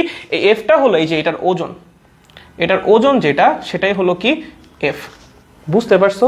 তার মানে এই যে ভরটা কি করে? স্প্রিং এর মধ্যে সম্প্রসারণ ঘটায় বা স্প্রিং এর সম্প্রসারণ ঘটায়। ঠিক আছে, তাহলে স্প্রিং এর সম্প্রসারণের জন্য দায়ী কে? এই যে স্প্রিং এর সাথে যে ভরটা ঝুলাই দেওয়া হবে সেইটা স্প্রিং এর সম্প্রসারণের জন্য দায়ী। ঠিক আছে, ওকে। এবার প্রশ্ন, স্প্রিং কখন তুলবে? স্প্রিং কখন দুলবে, তাই না? ভালো প্রশ্ন, কারণ আমাদের এখান থেকে স্প্রিং এর পর্যায়কাল বের করতে বলে। স্প্রিং যদি নাই দুলে স্প্রিং এর পর্যায়কাল কই থেকে আসবে, তাই না? আচ্ছা ঠিক আছে, স্প্রিংটা প্রথম এরকম ছিল, ঠিক আছে, তার সরি প্রথম এরকম ছিল, এটা স্প্রিং এর সাম্যাবস্থা। আপনি এখানে একটা বস্তু ঝুলাই দিছেন, বস্তু ঝুলানোর কারণে কি হয়েছে? স্প্রিংটা এইভাবে হয়ে গেছে। বস্তু ঝুলানোর পর, হ্যাঁ, ঝুলানোর পর কি হয়ে গেছে? স্প্রিংটা এরকম হয়ে গেছে। ঠিক আছে, তার মানে কি হয়েছে? স্প্রিংটা এতখানি প্রসারিত হয়েছে। এই যে এইটা হলো এক্স, হ্যাঁ, এটা কি স্প্রিং এর সম্প্রসারণ। কিসের জন্য হয়েছে? বস্তু ঝুলানোর কারণে। তার মানে নিচের দিকে একটা এমজি মানের ফোর্স অ্যাপ্লাই করছেন, এই এমজির জন্য কি হয়েছে? kx, mg is equals to kx, x মানের একটা সরণ হয়েছে। ঠিক আছে, এখন আপনি কি করছেন? স্প্রিংটাকে একটু টান দিছেন নিচের দিকে। বুঝছেন? আপনি কি করছেন? স্প্রিংটাকে নিচের দিকে একটু টান দিছেন, নিচের দিকে একটু টান দিছেন। কি করছেন? নিচের দিকে একটু টান দিছেন। ভালো মতো বুঝেন, আপনি কি করছেন? স্প্রিংটাকে নিচের দিকে একটু টান দিছেন। কতখানি টান দিছেন? ধর আপনি টান দিয়ে কি করছেন? ওকে, আগে এখানে ছিল, তাই না? আগে ছিল কোথায়? এখানে। ওকে, আপনি এতখানি টান দিয়ে কি করছেন? ছেড়ে দিছেন। টান দিছেন, টান দিয়ে কি করছেন? তারপর ছেড়ে দিছেন, মানে আপনি ফোর্সটা উঠাই নিছেন। এখন স্প্রিং দুলবে, এখন স্প্রিং দুলবে, এখন স্প্রিং তুলবে। এই হলো দোলার কেস। ঠিক আছে, ভর ঝুলানোর কারণে স্প্রিং কখনোই দোলে না, ভর ঝুলানোর কারণে স্প্রিং সম্প্রসারিত হয়। আপনি যদি বল প্রয়োগ করে স্প্রিং এর উপর একটা সার্টেন অ্যামাউন্টের ফোর্স অ্যাপ্লাই করে সেটা রিমুভ করে নেন স্প্রিং থেকে, তখন স্প্রিং এর মধ্যে অসিলেশন ক্রিয়েট হয়। আপনি যখন একটা বস্তু ঝুলাই দিচ্ছেন, বস্তুটা কিন্তু কনস্ট্যান্টলি স্প্রিংকে ফোর্স দিয়েই যাচ্ছে। ঠিক আছে, mg1 এর ফোর্স কি চলে যাচ্ছে এখান থেকে? যাচ্ছে না। স্প্রিং কেন অসিলেট করবে? ওর তো নিচের দিকে একটা ফোর্স আছে। আপনি কি করলেন? নিচের দিকে একটু টান দিয়ে ছেড়ে দিলেন, বল অ্যাপ্লাই করে ছেড়ে দিলেন, রিলিজ করলেন, তখন স্প্রিং এর মধ্যে অসিলেশন ক্রিয়েট হবে বা স্প্রিং কি করবে? দোলা শুরু করবে। প্রশ্ন করে কত বিস্তারে দোলা শুরু করবে? কনফিউশন এখানে ক্রিয়েট হয়। ও কি এক্স বিস্তারে দুলবে নাকি পরে যতখানি টেনে ছেড়ে দিলাম তত বিস্তারে দুলবে? আপনি পরে যতখানি টেনে ছেড়ে দিয়েছেন সেটাই হবে স্প্রিং এর দোলনের বিস্তার। ঠিক আছে, স্প্রিং কতখানি প্রসারিত হবে কেমনে বের করব? স্প্রিং এর উপর প্রথমে কতখানি বল অ্যাপ্লাই করছেন, প্রথমে মানে বস্তু ঝুলানোর কারণে কতখানি বল অ্যাপ্লাই করছেন বা যে কনস্ট্যান্ট ফোর্সটা দিয়ে রাখছেন সেটার কারণে যে সম্প্রসারণটা হবে সেটাই আমার এক্স। ঠিক আছে, আপনি কিছুটা টেনে স্প্রিংকে ছেড়ে দিচ্ছেন, যতখানি টেনে ছেড়ে দিবেন ঠিক তত বিস্তার নিয়ে স্প্রিং দুলবে। লাইনগুলো লেখেন ভাই, এগুলো ম্যাথের সময় যখন লাগবে তখন বুঝবেন। যতখানি টেনে ছেড়ে দিবেন স্প্রিং তত বিস্তারে দুলবে, স্প্রিং তত বিস্তারে দুলবে। লেখো লেখো, দেখো ক্লিয়ার হয়েছে কিনা, এই জিনিস ক্লিয়ার হওয়া লাগবে, ম্যাথ আসলে কনফিউজড হওয়া যাবে না। স্প্রিং তত বিস্তারে দুলবে। আর একটা ফর্মুলা মনে রাখো, omega squared is equals to K divided by M, ঠিক আছে? এটা একটু মনে রাখো। এটা প্রমাণও আছে, এটা প্রমাণ সিম্পলি ত্বরণের যে A is equals to minus omega squared X দিয়ে এটা প্রমাণ করা যায়। Omega squared is equals to K divided by M, ঠিক আছে? এখন আমরা কি জানি, T is equals to twice pi by omega, right? জানি তো। তাহলে এখানে ওমেগা কত আসতেছে, root over K by M, তাহলে 1 বাই ওমেগা কত আসবে, root over M by K. এই হলো স্প্রিং এর পর্যায়কাল বের করার ফর্মুলা। এখানে এমটা কি, স্প্রিং এর মধ্যে সরি স্প্রিং এর মধ্যে কতখানি ভর ঝোলানো আছে, ঠিক আছে? এমটা কি, এম হলো স্প্রিং যখন দুলবে, স্প্রিং যখন দুলবে তখন তার মধ্যে যতখানি ভর ঝুলানো থাকবে, তখন তার মধ্যে যতখানি ভর থাকবে, মানে যতখানি ভর ঝুলানো থাকবে। দেখেন এই হলো টোটাল জিনিস স্প্রিং এর দোলন সম্পর্কে। এরপর আর কনফিউশন থাকার কোনো জায়গায় নেই। দেখো পুরা সবকিছু বোর্ডের মধ্যে আছে। স্টিল কারো কোনো কনফিউশন? স্টিল কারো কোনো কনফিউশন? চ্যাপ্টার 7 করাবেন না ভাইয়া বাচ্চারা? যাই হোক, দেখো দেখো দেখো দেখো দেখো দেখো দেখো দেখো এখানে আর কোন রকম কোনো কনফিউশন আছে আদৌ স্প্রিং এর দোলন নিয়ে? কখন স্প্রিং দোলে, স্প্রিং কত বিস্তারে দোলে, স্প্রিং কত পর্যায়কারে দোলে, ওই এমটা কি, স্প্রিং কখন সম্প্রসারণ হয়? কারো কোন রকম কোনো কনফিউশন থাকলে এখনই বলো, আমরা এখনই কনফিউশন ক্লিয়ার করবো। তাহলে যদি কারো স্প্রিং এর দোলন নিয়ে কোনো রকম কনফিউশন থাকে এখনই বলো। আচ্ছা, তৈবুর রহমান বলছে ক্লিয়ার ভাইয়া, ভেরি নাইস। বাকিদের কি অবস্থা ভাইয়ারা? বাকিদের কি অবস্থা? কারো কনসেপ্টে ঝামেলা আছে স্প্রিং এর দোলনের? কারো কোন রকম কনসেপ্টে ঝামেলা আছে? স্প্রিং এর যে বেসিক যেগুলো ছিল ওগুলো চ্যাপ্টার 5 পড়ানো হয়ে গেছে। একটা জিনিসই বাকি ছিল, সেটা হলো স্প্রিং এর দোলন বা অসিলেশন। দাদা রিক্যাপ, আচ্ছা recap recap recap okay sure. যেটা আমি বলেছি, একটা স্প্রিং আছে, স্প্রিং এ একটা ভর ঝুলাইলাম, স্প্রিং এ ভর ঝুলাইলে স্প্রিং সম্প্রসারিত হয়, ঠিক আছে? তার মানে স্প্রিং এ আমি যে ভরটা ঝুলাচ্ছি সেটার ওজন স্প্রিং এর সম্প্রসারণের জন্য দায়ী, ঠিক আছে? ভালো, তাহলে স্প্রিং এর সম্প্রসারণের ওজন দিয়ে বের করা যাবে। ওকে, এখন স্প্রিংটা সম্প্রসারিত হইছে, একটা সার্টেন অ্যামাউন্ট সম্প্রসারিত হইছে। এবার তুমি কি করছো, ফোর্স অ্যাপ্লাই করে স্প্রিংকে নিচের দিকে টানছো, টেনে ফোর্সটাকে সরাই দিছো। স্প্রিং এর মধ্যে অসিলেশন তখনই ক্রিয়েট হবে যখন স্প্রিং এর মধ্যে একটা সার্টেন অ্যামাউন্টের ফোর্স অ্যাপ্লাই করে তুমি আবার সেই ফোর্সটাকে রিলিজ করবা। তুমি যদি ফোর্সটা এইভাবে রেখেই দাও স্প্রিং এর মধ্যে, স্প্রিং সম্প্রসারিত হবে, স্প্রিং এর মধ্যে কখনো অসিলেশন ক্রিয়েট হবে না। বাট তুমি যদি ফোর্স অ্যাপ্লাই করে দেন ছেড়ে দাও, তখন স্প্রিং দুলবে বা সেখানে অসিলেশন ক্রিয়েট হবে। একইভাবে যদি বস্তু এখানে অ্যাটাচ করে তুমি বস্তু এখান থেকে সরাই নিতা, তখন স্প্রিং দুলতো, তখন স্প্রিং কি করতো, দুলতো, ঠিক আছে? বাট বস্তু তুমি লাগিয়ে রাখছো, সো বস্তুর জন্য একটা কনস্ট্যান্ট ফোর্স আসতেছে, বস্তুর ওজন কখনোই স্প্রিংকে তাহলে দোলাইতে পারতেছে না, সম্প্রসারিত করতে পারতেছে। বাট এখানে কি করছো, ফোর্স অ্যাপ্লাই করে ছেড়ে দিছো, ফোর্স দিছো, ফোর্স রিলিজ করছো। এখন কি হবে, স্প্রিং এর মধ্যে একটা অসিলেশন ক্রিয়েট হবে। সেই অসিলেশনটা এত পর্যায়কাল নিয়ে কাঁপতে থাকবে। পর্যায়কাল বের করতে পারলে অবশ্যই কি বের করতে পারবা, ফ্রিকোয়েন্সি বের করতে পারবা। ফ্রিকোয়েন্সি কেমনে বের করে, F is equals to 1 divided by T, ঠিক আছে? F is equals to 1 divided by what, T. So এটাকে উল্টাই দিলেই হয়ে যাবে, এটাকে উল্টাই দাও তাহলেই হয়ে যাবে 1 by 2 pi root over K by m, frequency বের হয়ে যাবে, ঠিক আছে? আর প্রশ্ন করে যে কত বিস্তারে দুলবে, এই যে অসিলেশনটা হবে বা যে দোলনটা হবে স্প্রিং এর, কত বিস্তারে হবে, ঠিক আছে? আপনি লাস্টে ওই যে যতখানি টেনে ছেড়ে দিছেন ঠিক তত বিস্তারে স্প্রিং দুলবে। কি বললাম, যতখানি টেনে আপনি ছেড়ে দিয়েছেন স্প্রিংটাকে ঠিক তত বিস্তারে স্প্রিং দুলবে। আর এখানে এমটা কি, স্প্রিং দোলার সময় যে ভরটা নিয়ে দুলবে, ঠিক আছে? সেটাই হলো এম। কেয়ারফুল, এখানে আমরা ইন্টার লেভেলে স্প্রিং এর ম্যাস আমরা 0 ধরি, স্প্রিং এর ম্যাস কত ধরি, 0 ধরি। বাট যদি কখনো তোমাকে বলে স্প্রিং ম্যাস কনসিডার করো, যদি কখনো বলে স্প্রিং ম্যাস কনসিডার করো, তাহলে স্প্রিং ম্যাস নিবা এম ই বা m divided by 3, m nought by 3 লেখো, যেখানে এম নট হলো স্প্রিং এর ভর, আর এম ই হলো স্প্রিং এর ইফেক্টিভ ম্যাস। কি ইফেক্টিভ ম্যাস? এগুলো ইন্টার লেভেলে নাই, অ্যাডমিশন আসতে পারে, লিখে রাখো। ইন দ্যাট কেস যে ফর্মুলাটা হবে টি এর, সেটা হবে T is equals to 2 pi root over, দেখো স্প্রিং যখন দুলবে তখন অবশ্যই তার সাথে যে এম ভরের বস্তুটা যুক্ত আছে তাকে নিয়ে তো দুলবেই, প্লাস ওর নিজস্ব একটা ভরও তখন কাউন্ট হবে। কোন ভরটা কাউন্ট হবে? ওর ইফেক্টিভ ম্যাসটা কাউন্ট হবে, ঠিক আছে? সবসময় স্প্রিং এর কি কাউন্ট হয়? ইফেক্টিভ ম্যাসটা কাউন্ট হয়। তাহলে ফর্মুলা হবে m plus m e divided by k. M e মানে কি? স্প্রিং এর ভর ডিভাইডেড বাই 3 বা স্প্রিং এর ইফেক্টিভ ম্যাস। এটা আসার চান্স নাই, জাস্ট লিখে রাখো, জাস্ট লিখে রাখো, তাহলেই হবে। দেখেন হয়েছে কি না? না ভাই নাই, ওকে ঠিক আছে। নয়েস, ঠিক আছে ভাই। কোনো সমস্যা আছে? কারো কোনো রকম কোনো সমস্যা আছে? নাহলে মুছে দিলাম, সামনে গেলাম। চলেন চলেন, হয়েছে, সামনে আগানো যাক। সামনে আগাবো। দাদা লেখার একটু বড় করেন, বুঝতে কষ্ট হচ্ছে। আচ্ছা আমার এখানে তো সবই দেখা যাচ্ছে ক্লিয়ারলি। আচ্ছা ঠিক আছে, লেখার একটু বড় করতেছি। ওকে ঠিক আছে, ওকে ওকে ওকে, বড় করতেছি। ওকে, হয়েছে এই পর্যন্ত? এই পর্যন্ত ক্লিয়ার একদম? ওকে, তাহলে স্প্রিং এর কাহিনী এখানেই শেষ। এবার লেখো সরল দোলক। কি লিখবা? সরল দোলক। চলো সরল দোলক একটু আমরা পড়ে নিই। কি পড়বো আমরা? সরল দোলক। ওকে, সরল দোলকের ব্যাপারটা কি? সরল দোলকে আহামরি যে অনেক কিছু জানা লাগবে তাও না, খুবই ইজি জিনিসপত্র। সরল দোলকের ব্যাপারটা হলো, সরল দোলক কি জিনিস? যদি একটা আদর্শ সরল দোলক নিয়ে কথা বলি, দেখেন একটা সুতা দিয়ে একটা বস্তু ঝুলাই দিব, যাকে কিনে এমন করে টেনে ছেড়ে দিলে সে অসিলেট করবে, এমন করে দুলবে। সিম্পল হারমোনিক মোশনে কি করবে? এমন করে দুলবে, এমন করে দুলবে। এটার নামই সরল দোলক।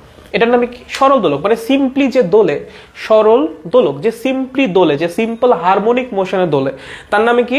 সরল দোলক। ঠিক আছে, ওকে নাইস। তাহলে সরল দোলক এইভাবে আসতে পারে, এই পাশ থেকে ঘুরে আবার এইভাবে যেতে পারে, এমনে যায়, এখান থেকে এখানে আসে, এখান থেকে এখানে যায়, এখান থেকে এখানে আসে, পুরো জিনিসটা মিলে কি? একটা পর্যায়কাল। ঠিক আছে, এই যে সাম্যাবস্থান থেকে বিস্তারে গেল, বিস্তার থেকে সাম্যাবস্থানে আসলো, আবার এই পাশ থেকে ওই পাশের বিস্তারে গেল, ওই পাশের বিস্তার থেকে আবার সাম্যাবস্থায় আসলো। এই পুরা জিনিসটা মিলে কি? একটা পর্যায়কাল। ঠিক আছে, ওকে ঠিক আছে। এখন সরল দোলকের যে পয়েন্টটা থেকে ঝুলাই দেওয়া হয় সেটাকে বলা হয় তার ঝুলন বিন্দু। কি বলা হয়? ঝুলন বিন্দু। যে সুতা দিয়ে ঝুলাই দেওয়া হয় তার দৈর্ঘ্যকে বলা হয় সুতার দৈর্ঘ্য বা ছোট হাতের এল। এর নাম কি? সুতার দৈর্ঘ্য। ঠিক আছে, যে বস্তুটাকে ঝুলাই দেওয়া হয় সেটাকে বলা হয় বব। ঠিক আছে, আর ঝুলন বিন্দু থেকে ববের ভর কেন্দ্র পর্যন্ত, ঝুলন বিন্দু থেকে ববের ভর কেন্দ্র পর্যন্ত, কোন পর্যন্ত? ববের ভর কেন্দ্র পর্যন্ত যে দূরত্ব সেটাকে বলা হয় সরল দোলকের কার্যকরী দৈর্ঘ্য বা এল। ঠিক আছে, এই হলো সরল দোলকের জিনিসপত্র। সরল দোলক একটা সুতা দিয়ে সিম্পলি একটা বস্তু ঝুলাই দিব, বস্তুটাকে আমরা বলবো বব, সুতার দৈর্ঘ্য ছোট হাতের এল। আর ঝুলন বিন্দু থেকে যে পয়েন্টটা থেকে ঝুলাই দিছি সেখান থেকে ববের ভর কেন্দ্র পর্যন্ত যে দূরত্ব সেটাকে আমরা বলতেছি সরল দোলকের কার্যকরী দৈর্ঘ্য। এখন ম্যাথে এরকম থাকতেই পারে, বব হিসাবে একটা ট্রায়াঙ্গুলার শেপের একটা ধরো সমবাহু ত্রিভুজ দিয়ে দিছে, তখন আপনার কি করা লাগবে? এই যে এই ভর কেন্দ্র পর্যন্ত দূরত্ব নেওয়া লাগবে। ঠিক আছে, এটা হবে সরল দোলকের কি? কার্যকরী দৈর্ঘ্য। ওকে, সো মাথায় রাখা লাগবে কার্যকরী দৈর্ঘ্যটা কি? ঝুলন বিন্দু থেকে এই যে ববটা, যে বস্তুটাকে ঝুলাই দিচ্ছে তার ভর কেন্দ্র পর্যন্ত দূরত্ব। ঠিক আছে, তাহলে ভর কেন্দ্র আপনার বের করা লাগবে, যে বস্তুটা দেওয়া থাকবে তার, দেন ঝুলন বিন্দু থেকে ওই দূরত্বটা বের করা লাগবে। ঠিক আছে, এইটাই। ওকে, এখন সরল দোলকের 3টা সূত্র আছে। সরল দোলকের কয়টা সূত্র আছে? 3টা সূত্র। দেখো সরল দোলক কোন গতিতে দুলতেছে? পর্যায়বৃত্ত গতি বা সিম্পল হারমোনিক মোশনে। কিসে দুলতেছে? পর্যায়বৃত্ত গতি বা সিম্পল হারমোনিক মোশনে। সো এখানে আমরা কি দেখতেছি? Simple harmonic motion. যেহেতু এখানে সিম্পল হারমোনিক মোশন আছে, তার মানে এখানে পর্যায় আছে। যদি পর্যায় থাকে অবশ্যই তাহলে কি আছে? একটা পর্যায় কাল বা টাইম পিরিয়ড আছে। কি আছে? একটা পর্যায় কাল বা টাইম পিরিয়ড আছে। ঠিক আছে, এখন এই পর্যায়কাল, সরল দোলকের পর্যায়কাল নিয়েই 3টা সূত্র আছে। প্রথম যে সূত্রটা সেটা হলো সরল দোলকের পর্যায়কাল ববের ভরের উপর ডিপেন্ড করে না, ববের শেপের উপর অবভিয়াসলি ডিপেন্ড করে। কারণ ববের শেপ চেঞ্জ হলে অবশ্যই এই ভর কেন্দ্রটা চেঞ্জ হয়ে যাবে, ভর কেন্দ্র চেঞ্জ হলে কার্যকরী দৈর্ঘ্য চেঞ্জ হবে। শেপের উপর ডিপেন্ড করে, বাট ভরের উপর না। আপনি যদি একই ব্যাসার্ধের, হ্যাঁ, একটা ধরেন সোলার বল, হ্যাঁ, বা তুলার বল, আর যদি একই ব্যাসার্ধের একটা লোহার বল ঝুলাই দেন, ঠিক আছে, দুইজনের কম্পাঙ্ক বা পর্যায়কাল সেম হবে। ভরের জন্য সরল দোলকের পর্যায়কালের উপর কোনো ইফেক্টই পড়ে না। ঠিক আছে, ববের ভরের জন্য, ববের যে ভর, ববের ভর এর কোনো ইফেক্ট টি এর উপর নাই, কোনো ইফেক্ট টি এর উপর নাই, পর্যায়কালের উপর নাই। ঠিক আছে, সো ধরেন আমি এরকম কিছু একটা করলাম, ধরেন এই, ঠিক আছে, এই এখান থেকে ভরকেন্দ্র পর্যন্ত দূরত্ব এল, এখান থেকে ভরকেন্দ্র পর্যন্ত দূরত্ব এল, দুইটা সেম, দুইটা কার্যকরী দৈর্ঘ্য সেম, মানে আমি দুইটা শেপ সেম রাখছি, বাট এইটা বানাইছি তুলা দিয়ে, এইটা বানাইছি লোহা দিয়ে। সো স্বাভাবিক লোহার ডেন্সিটি বেশি, এটার ভর কি হবে? বেশি হবে। তুলার ডেন্সিটি কম, অনেক পাতলা, এটার ভর কি হবে? কম হবে। বাট দুইটার পর্যায়কালই কি হবে? সেম হবে, কারণ এই ববের ভরের কোনো ইফেক্টই পর্যায়কালের উপর নাই। ঠিক আছে, এটাই কি সরল দোলকের প্রথম সূত্র। সেকেন্ড যে সূত্রটা সেটা হলো সরল দোলকের পর্যায়কাল ববের কার্যকরী দৈর্ঘ্যের বর্গমূলের ব্যস্তানুপাতিক। কোন দৈর্ঘ্যের? কার্যকরী দৈর্ঘ্যের। তার মানে এটা সুতার দৈর্ঘ্য প্লাস এই যে ভরকেন্দ্র যে দূরত্বটা এখান থেকে, ঠিক আছে, যে টপ পয়েন্ট থেকে ভরকেন্দ্র যে দূরত্বটা, সেইটা দুইটার উপরেই ডিপেন্ডেন্ট। ঠিক আছে, সুতার দৈর্ঘ্য চেঞ্জ হলেও পর্যায়কাল চেঞ্জ হবে, প্লাস যদি শেপ চেঞ্জ করেন, ধরেন একটা গোলাকার একটা বব ছিল, সেটাকে আপনি এরকম ট্রায়াঙ্গুলার শেপ দিলেন, শেপ চেঞ্জ করে, অবশ্যই তখনও কি হবে? পর্যায়কাল চেঞ্জ হবে, কারণ তখন কি হবে? ওই যে ঝুলন বিন্দু থেকে ভরকেন্দ্রের দূরত্বটা চেঞ্জ হয়ে যাবে। সহজ কথা, যদি কার্যকরী দৈর্ঘ্য চেঞ্জ হয় তাহলে পর্যায়কাল চেঞ্জ হবে। 3 নাম্বার যেটা, সেটা হলো T is inversely proportional to root over G. মানে সরল দোলকের পর্যায়কাল আপনি যে স্থানে দাঁড়ায় পর্যায়কালটা মাপতেছেন, সেই স্থানে জি এর মানের বর্গমূলের ব্যস্তানুপাতিক। আপনি যদি এমন স্থানে যান যেখানে জি এর মান বেশি, সেখানে সরল দোলক কি হবে? দ্রুত দুলবে, পর্যায়কাল কমে যাবে। যদি এমন স্থানে যান যেখানে জি এর মান কম, সেখানে কি সরল দোলক ধীরে ধীরে দুলবে, তখন কি হবে? পর্যায়কাল বেড়ে যাবে। সো সিম্পল, এমন জায়গায় যদি যান যেখানে জি এর মান বেড়ে যাবে, সেখানে কি হবে? সরল দোলকের পর্যায়কাল কমে যাবে। আর যদি এমন জায়গায় যান যেখানে জি এর মান কমে যাবে, সেখানে সরল দোলকের পর্যায়কাল কি হবে? বেড়ে যাবে। এখন কনফিউশন আরেকটা জায়গায় হয় যে ভাই সরল দোলকের পর্যায়কাল তো মাঝে মাঝে বের করতে বলেই, এরকম প্রশ্ন করে যে আমি মরু থেকে মেরুতে গেলাম, সরল দোলক কি দ্রুত দুলবে নাকি আস্তে দুলবে? পর্যায়কাল তো আমি ফর্মুলা দিয়ে বের করতে পারবো, দ্রুত আস্তে কি আপনি বুঝবো? দেখো ভাই, পর্যায়কাল বাড়া মানে ধীরে চলা, পর্যায়কাল বৃদ্ধি পাওয়া মানে কি? ধীরে চলা। কেমনে ভাইয়া? পর্যায়কাল বাড়তেছে, ধীরে আবার কেমনে চলে? আচ্ছা, পর্যায়কাল বাড়া মানে কি? একটা পর্যায় শেষ করতে কতটুকু সময় লাগছে, রাইট? পর্যায়কাল কি? একটা পর্যায় কমপ্লিট করবো, কি করবে? এমনি করে অসিলেট করে একটা পর্যায় কমপ্লিট করবে, তার জন্য যতটুকু টাইম লাগবে সেটাই তো পর্যায়কাল, রাইট? এখন পর্যায়কাল বাড়তেছে, আগে ছিল 2 সেকেন্ড, এখন হচ্ছে 3 সেকেন্ড। তার মানে কি? আগে একটা পর্যায় 2 সেকেন্ডে কমপ্লিট করতো, এখন ওই পর্যায়টা কমপ্লিট করতে 3 সেকেন্ড লাগে। আগে এমনি করে ঘুরে আসতে 2 সেকেন্ড সময় লাগতো, এখন এমনি করে ঘুরে আসতে 3 সেকেন্ড সময় লাগে। এখন কি ধীরে চলতেছে না আস্তে চলতেছে? ধীরে চলতেছে না দ্রুত চলতেছে? অবভিয়াসলি ধীরে চলতেছে। আগে যে জিনিস করতে 2 সেকেন্ড লাগতো, এখন 3 সেকেন্ড লাগতেছে, তার মানে কি চলতেছে? ধীরে চলতেছে। দ্যাটস ওয়াই পর্যায়কাল বাড়া মানে কি? ধীরে চলা। আর পর্যায়কাল কমা মানে কি? দ্রুত চলা। কি? দ্রুত চলা। ঠিক আছে, এখন এই যে ফর্মুলা লাস্টের দুটো যদি কম্বাইন করে আমি লিখি, তাহলে হবে T is proportional to root over L by G. Proportionality sign সরাতে ইকুয়াল সাইন দিলে সামনে আসবে একটা 2 pi root over L by G. এই হলো সরল দোলকের পর্যায়কাল বের করার ফর্মুলা। দেখো, বেসিক সরল দোলকের যাবতীয় সবকিছু এখানে আছে। দেখেন, বুঝেন নাকি বুঝেন না? বেসিক সরল দোলকের যাবতীয় সবকিছু এখানে আছে, দেখেন বুঝেন নাকি বুঝেন? আচ্ছা, যারা লেখা বড় করার কথা বলেছিল, এখন কি সমস্যা আছে লেখা নিয়ে? লেখা হয়ে গেছে, এখন একটু বড় হয়েছে নাকি? দেখেন দেখেন দেখেন দেখেন দেখেন লাস্ট এমিটা আর একবার বলেন। হ্যাঁ, যে এমি যেটা, সেটাকে বলা হলো স্প্রিং এর ইফেক্টিভ ম্যাস। ঠিক আছে, যদি কখনো স্প্রিং এর ম্যাস দেওয়া থাকে, আপনাকে যদি বলে স্প্রিং এর ম্যাসকে কনসিডার করেন, তখন স্প্রিং এর ম্যাসকে 3 দিয়ে ভাগ করে এমিটা বের করে নেবেন। ঠিক আছে, স্প্রিং এর নিজস্ব ভরকে 3 দিয়ে ভাগ করলে স্প্রিং এর ইফেক্টিভ ম্যাসটা পাওয়া যায়। ওকে, বুঝেছি দাদা। জি ভাইয়া। ওকে, জি দাদা। ওকে, নাইস। ওকে, ঠিক আছে, দেখো পারফেক্ট দাদা। ওকে, নাইস, ঠিক আছে। ওকে, তাহলে আমাদের সরল দোলকের এইটুকু ক্লিয়ার। ওকে, এখন লেখো সেকেন্ড দোলক। কি লিখবা? সেকেন্ড দোলক। চলো চলো চলো, কি লিখবো আমরা? সেকেন্ড দোলক। লেখো, কি লিখবো? সেকেন্ড দোলক। চলেন লেখা যাক সেকেন্ড দোলক। লেখো সেকেন্ড দোলক। আচ্ছা, সেকেন্ড দোলক মানে কি? সেকেন্ড দোলক একটা স্পেশাল কাইন্ডের সরল দোলক, রাইট? একটা স্পেশাল সরল দোলক। তো সেকেন্ড দোলক কি? একটা স্পেশাল সরল দোলক। আচ্ছা, এখন সেকেন্ড দোলক যদি একটা স্পেশাল সরল দোলক হয়ে থাকে, তার মানে সরল দোলকের যাবতীয় সকল সূত্রই সেকেন্ড দোলকের জন্য অ্যাপ্লিকেবল, রাইট? তাই না? সেকেন্ড দোলক কি? একটা সরল দোলকই তো, একটা স্পেশাল টাইপের সরল দোলক, বাট সরল দোলক তো, তার মানে সরল দোলকের যাবতীয় সকল সূত্র সেকেন্ড দোলকের জন্য অ্যাপ্লিকেবল। মাথায় রাখিও, সরল দোলকের সকল সূত্র সেকেন্ড দোলকের জন্য অ্যাপ্লিকেবল। সেকেন্ড দোলকে সকল থিওরি খাটবে সরল দোলকে, ঠিক আছে? সরল দোলকের সকল লিখছি, সরল দোলকের সকল সূত্র সেকেন্ড দোলকের জন্যও অ্যাপ্লিকেবল। সেকেন্ড দোলকের জন্যও অ্যাপ্লিকেবল, ঠিক আছে? সরল দোলকের সকল সূত্র সেকেন্ড দোলকের জন্য অ্যাপ্লিকেবল। এখন সেকেন্ড দোলকের স্পেশালিটি কি? সেকেন্ড দোলকের স্পেশালিটি হলো পৃথিবীতে সেকেন্ড দোলকের পর্যায়কাল 2 সেকেন্ড। কি বললাম? পৃথিবীতে সেকেন্ড দোলকের পর্যায়কাল যেটা, সেটা হলো 2 সেকেন্ড। 1 সেকেন্ড কিন্তু না।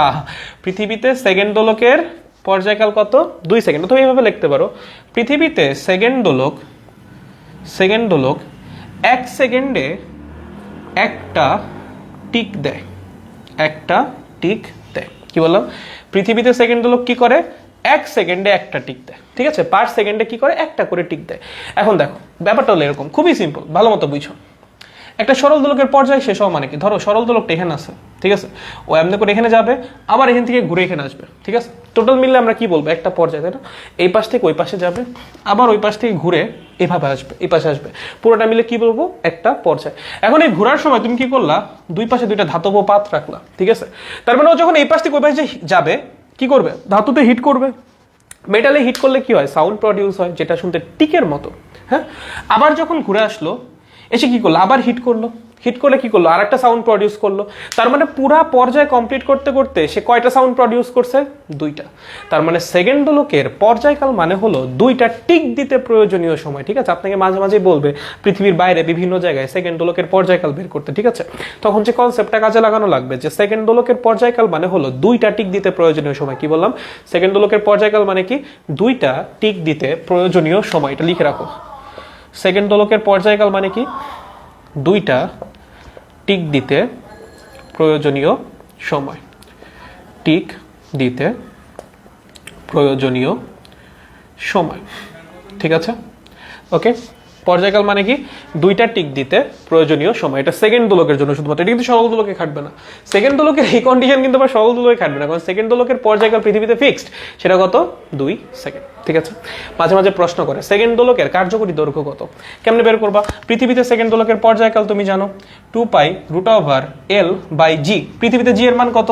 9.8। এখান থেকে এল এর মান বের করবা, অ্যাপ্রক্সিমেট 0.998 মিটার আসবে। তাও একটু করে নিও, ঠিক আছে? ওকে, এভাবে আসে। এটা কি? সেকেন্ড দোলকের কার্যকরী দৈর্ঘ্য। যে আপনি যদি পৃথিবীতে বসে একটা সেকেন্ড দোলক ডিজাইন করতে চান, দেন অবশ্যই তার কার্যকরী দৈর্ঘ্য এত হওয়া লাগবে, ঠিক আছে? যেন সে 2 সেকেন্ডে 2টা টিক দিতে পারে, বা পার সেকেন্ডে একটা টিক দিতে পারে, এবং তার পর্যায়কাল যেন 2 সেকেন্ড হয়। তার মানে পৃথিবীতে সেকেন্ড দোলকের পর্যায়কাল 2 সেকেন্ড মানে কি? পৃথিবীতে ওর 2টা টিক দিতে 2 সেকেন্ড সময় লাগে, তাই না? কারণ সেকেন্ড দোলকের পর্যায়কাল মানেই হলো 2টা টিক দিতে প্রয়োজনীয় সময়, তাই না? তার মানে পৃথিবীতে ওর 2টা টিক দিতে কত সময় লাগে? 2 সেকেন্ড। তাহলে একটা টিক দিতে কত সময় লাগবে? 1 সেকেন্ড। বুঝছো? এই হলো কাহিনী। ওকে, আচ্ছা, এখন সময় বৃদ্ধি আর সময় হ্রাসের একটা ব্যাপার আছে, ঠিক আছে? মাঝে মাঝে আপনাকে বলবে যে সময় বৃদ্ধি পাইছে, হ্যাঁ, সময় বৃদ্ধি পাইছে, যে সময় হারাইছে বা সময় বাড়ছে, এরকম প্রশ্ন করে। হ্যাঁ, যে এত সেকেন্ড বাড়ছে, দিনে এত সেকেন্ড বাড়ছে, ঘন্টায় এত সেকেন্ড বাড়ছে, নতুন পর্যায়কাল কত, বা কত সেকেন্ড বাড়বে, এইসব ব্লা ব্লা ব্লা বহুত প্রশ্ন করে। শুনো, কনসেপ্টটা বুঝো আগে। দেখো, ধরো তোমার কাছে কোনো ঘড়ি নাই, কিচ্ছু নাই, তোমার কাছে কিচ্ছু নাই, তোমার কাছে খালি একটা সেকেন্ড দোলক আছে। ধরো পৃথিবীতে কোনো ঘড়ি আবিষ্কার হয়নি, কি আছে? খালি সেকেন্ড দোলক আছে। এবং আমরা একটা জিনিসই জানি যে সেকেন্ড দোলক পার সেকেন্ডে একটা করে টিক দেয়। তার মানে আমি যদি কানের কাছে সেকেন্ড দোলক রেখে ওর 240টা টিক কাউন্ট করি, 240টা টিক কাউন্ট করে আমি কি বলতে পারবো? যে 240 সেকেন্ড সময় অতিবাহিত হয়েছে, রাইট? 240টা টিক দিছে মানে কি? 240 সেকেন্ড সময় অতিবাহিত হয়েছে। তার মানে সেকেন্ড দোলককে আমরা টাইম মেজারমেন্টে ইউজ করতে পারি। এখন ধরো তুমি কোথায় গেলা? পাহাড়ের উপরে গেলা। কই গেলা? পাহাড়ের উপরে গেলা। স্টিল তুমি কি করছো? একটা সেকেন্ড দোলকে নিয়ে গেছো। তোমার কাছে অন্য কিছু নেই। এখন পাহাড়ের উপরে গেলে গ্র্যাভিটি কি হবে? কমে যাবে। গ্র্যাভিটি কি হবে? কমে যাবে। যদি গ্র্যাভিটি কমে যায়, আমরা কি জানি? T is inversely proportional to √g। যদি গ্র্যাভিটি কমে, অবশ্যই পর্যায়কাল কি হবে? বেড়ে যাবে। তার মানে পাহাড়ের উপরে সেকেন্ড দোলকের পর্যায়কাল কি? বেশি। সেকেন্ড দোলকের পর্যায়কাল কি বেশি। সেকেন্ড দোলকের পর্যায়কাল মানে কি ছিল, দুইটা টিক দিতে প্রয়োজনীয় সময়। সাপোজ পৃথিবীতে ওর পর্যায়কাল ছিল 2 সেকেন্ড, এটা তো আমরা জানি। ধরো পাহাড়ের উপরে ওর পর্যায়কাল হইল 2.2 সেকেন্ড, কথার কথা কত হইল 2.2 সেকেন্ড। তার মানে পৃথিবীতে একটা টিক দিতে 1 সেকেন্ড লাগতেছিল। কোথায়? পৃথিবীতে। ঠিক আছে, কোথায়? পৃথিবীতে। কিন্তু পাহাড়ের উপরে গিয়ে একটা টিক দিতে কত সময় লাগবে? 1.1 সেকেন্ড। সেটা কোথায়? পাহাড়ে। বাট লোক কি এটাকে 1.1 সেকেন্ড ভাববে? না, লোক কিন্তু এটাকে 1 সেকেন্ডই ভাববে। লোক ভাববে 1 সেকেন্ড। লোক ভাববে কি 1 সেকেন্ড। বাট অ্যাকচুয়ালি গেছে কতখানি? অ্যাকচুয়ালি গেছে 1.1 সেকেন্ড। এখন তুমি বলতে পারো কেন লোক 1 সেকেন্ড ভাববে? কারণ লোকের মাথায় তো এটাই আছে যে একটা টিক মানে 1 সেকেন্ড, দুইটা টিক মানে 2 সেকেন্ড। সে তো আর জানে না যে পর্যায়কালটাও চেঞ্জ হইলে সেকেন্ড দোলকের এই সেই হইতে পারে। সে জানে সেকেন্ড দোলকে একটা টিক মানে 1 সেকেন্ড, দুইটা টিক মানে 2 সেকেন্ড। তার মানে লোক ভাবতেছে 1.1 সেকেন্ডকে 1 সেকেন্ড। তাহলে লোকের ভাষ্য মতে যখন 86,400টা টিক দিবে সেকেন্ড দোলক, তখন কি হবে? একদিন হবে, তাই না? সেকেন্ড দোলক যখন 86,400টা টিক দিবে তখন একদিন হবে লোকের ভাষ্য মতে। বাট অ্যাকচুয়ালি একটা টিক দিতে লাগতেছিল 1.1 সেকেন্ড। তাহলে 86,400টা টিক দিতে কত সময় লাগবে? এত সেকেন্ড। এবং সেটা অবশ্যই 86,400 বা একদিনের চেয়ে বড় কিছু। তার মানে লোক যে সময়টা মেজার করলো, লোকের হিসাবে আসলো 86,400 সেকেন্ড বা একদিন, বাট অ্যাকচুয়ালি অতিবাহিত হইলো 86,400 সেকেন্ড বা একদিনের চেয়ে বেশি সময়। তার মানে লোক কি করলো? সময় হারাইলো। এটাকেই বলে সময় হারানো। ঠিক আছে, বইয়ে দেখবা লাস্টে আছে সময় হারায়, সময় অর্জন করে। মানে কি? সময় হারায় যায় নাকি কখনো? না, এটা আসলে একটা ক্যালকুলেশন মিস্টেক। ঠিক আছে, লোকটা জানে না, তার জন্য সে একটা মিস্টেক করছে, এবং এই মিস্টেকের কারণে তার যে এররটা আসে সেটাই হলো ওই হারানো সময়। ঠিক আছে, বুঝতে পারছো হারানো সময় কনসেপ্টটা কি? হারানো সময়ের কনসেপ্টটা বুঝছো? যে হারানো সময় বলতে আসলে কি বুঝায়, যে কোয়েশ্চেনে বলে যে এত সেকেন্ড সময় হারাইছে, অত সেকেন্ড সময় হারাইছে, এটা মানে কি? এই হলো এটার মানে। দেখেন বুঝেছেন কি না ভাইয়ারা? বুঝছি। দেখো আইডিয়া আসছে নাকি আসে নাই? আমাদের কি আইডিয়া আসলো? কোনটা? বলো ফাস্ট একটু ফাস্ট বলো। আচ্ছা, তৈবুর রহমান বলছে জি ভাইয়া। ওকে, নাইস, ঠিক আছে। বাকিদের কি অবস্থা? মনে হয় বুঝছি। ওকে, গুড, ঠিক আছে, বুঝছি দাদা। নয়েস, ঠিক আছে। চলো তাহলে এই পর্যন্ত বুঝে গেলাম। এখন ফর্মিউলা আছে, কিছু ফর্মিউলা আছে। এগুলো ডিরাইভেশন খুব ইজি। যে কনসেপ্টটা শিখালাম এই কনসেপ্ট দিয়ে তুমি ডিরাইভ করতে পারবা, কোনো সমস্যা নাই। ধরো তোমাকে বললো, কি বললো, এরকম প্রশ্ন করলো। কি প্রশ্ন করছে? যে একটা সেকেন্ড দোলককে পাহাড়ের উপর নিয়ে যাওয়া হয়েছে। কোথায় নেওয়া যাওয়া হয়েছে? পাহাড়ের উপর। ঠিক আছে, পাহাড়ের উপর নিয়ে যাওয়া হয়েছে। তো পাহাড়ের উপর ওর পর্যায়কাল টি প্রাইম, পৃথিবীতে ওর পর্যায়কাল টি। ঠিক আছে, পাহাড়ের উপর নেওয়ার কারণে ও এন সেকেন্ড সময় হারাইছে মানে কি? আই হোপ বুঝছো, বলেই তো দিলাম। ঠিক আছে, হারাইছে একদিনে। মানে একদিনের জন্য যদি টাইম ক্যালকুলেশন পৃথিবী থেকে করা হয় আর সেকেন্ড দোলক ধরে করা হয়, তাহলে টাইমের যে পার্থক্যটা আসবে সেটাই হলো এন সেকেন্ড। ঠিক আছে, ধরো একজন কি করলো, প্রপার ঘড়ি দিয়ে টাইম মাপলো, আর একজন কি করলো, পাহাড়ের উপর সেকেন্ড দোলক দিয়ে টাইম মাপলো।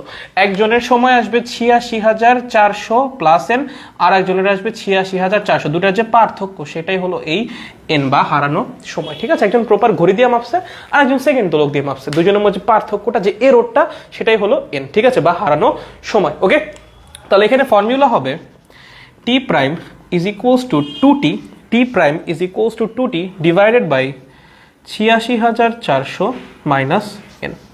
ঠিক আছে, কি বললাম? T prime is equals to 2t, দাঁড়াও কোথাও, না sorry, T prime by T, sorry না আমি টি লিখছি কেন? 86,400 হবে। এই যে এবার ঠিক আছে, না এই যে এবার ঠিক আছে, ফর্মুলা ভুল লিখছিলাম। T prime is equals to 2 into 86,400 divided by 86,400 minus N. ঠিক আছে, যদি একদিনে এন সেকেন্ড সময় হারায়। যদি বলে একদিনে না, 1 ঘন্টায় এন সেকেন্ড সময় হারাইছে, যদি একদিনে না বলে 1 ঘন্টায় বলে যে এন সেকেন্ড সময় হারাইছে, তখন ফর্মুলা কি হবে? T prime is equals to 2 into, দেখো এখানে 86,400 কিসের জন্য লিখছিলাম? দিনকে সেকেন্ডে রূপান্তর করছিল, রাইট? এখন দিনের জায়গায় কি বলছে? ঘন্টা, তাহলে ঘন্টাকে সেকেন্ডে রূপান্তর করো, মানে 3600 ডিভাইডেড বাই 3600 মাইনাস এন। ঠিক আছে, যদি ঘন্টায় না বলে 1 মিনিট বলে 3600 জায়গায় কি বসাবা? 60 বসাবা, সিম্পল। ঠিক আছে, যদি বলে সময় অর্জন করছে, কি বলে? যদি বলে দিনে, একদিনে n সেকেন্ড সময় অর্জন করছে, কি করছে?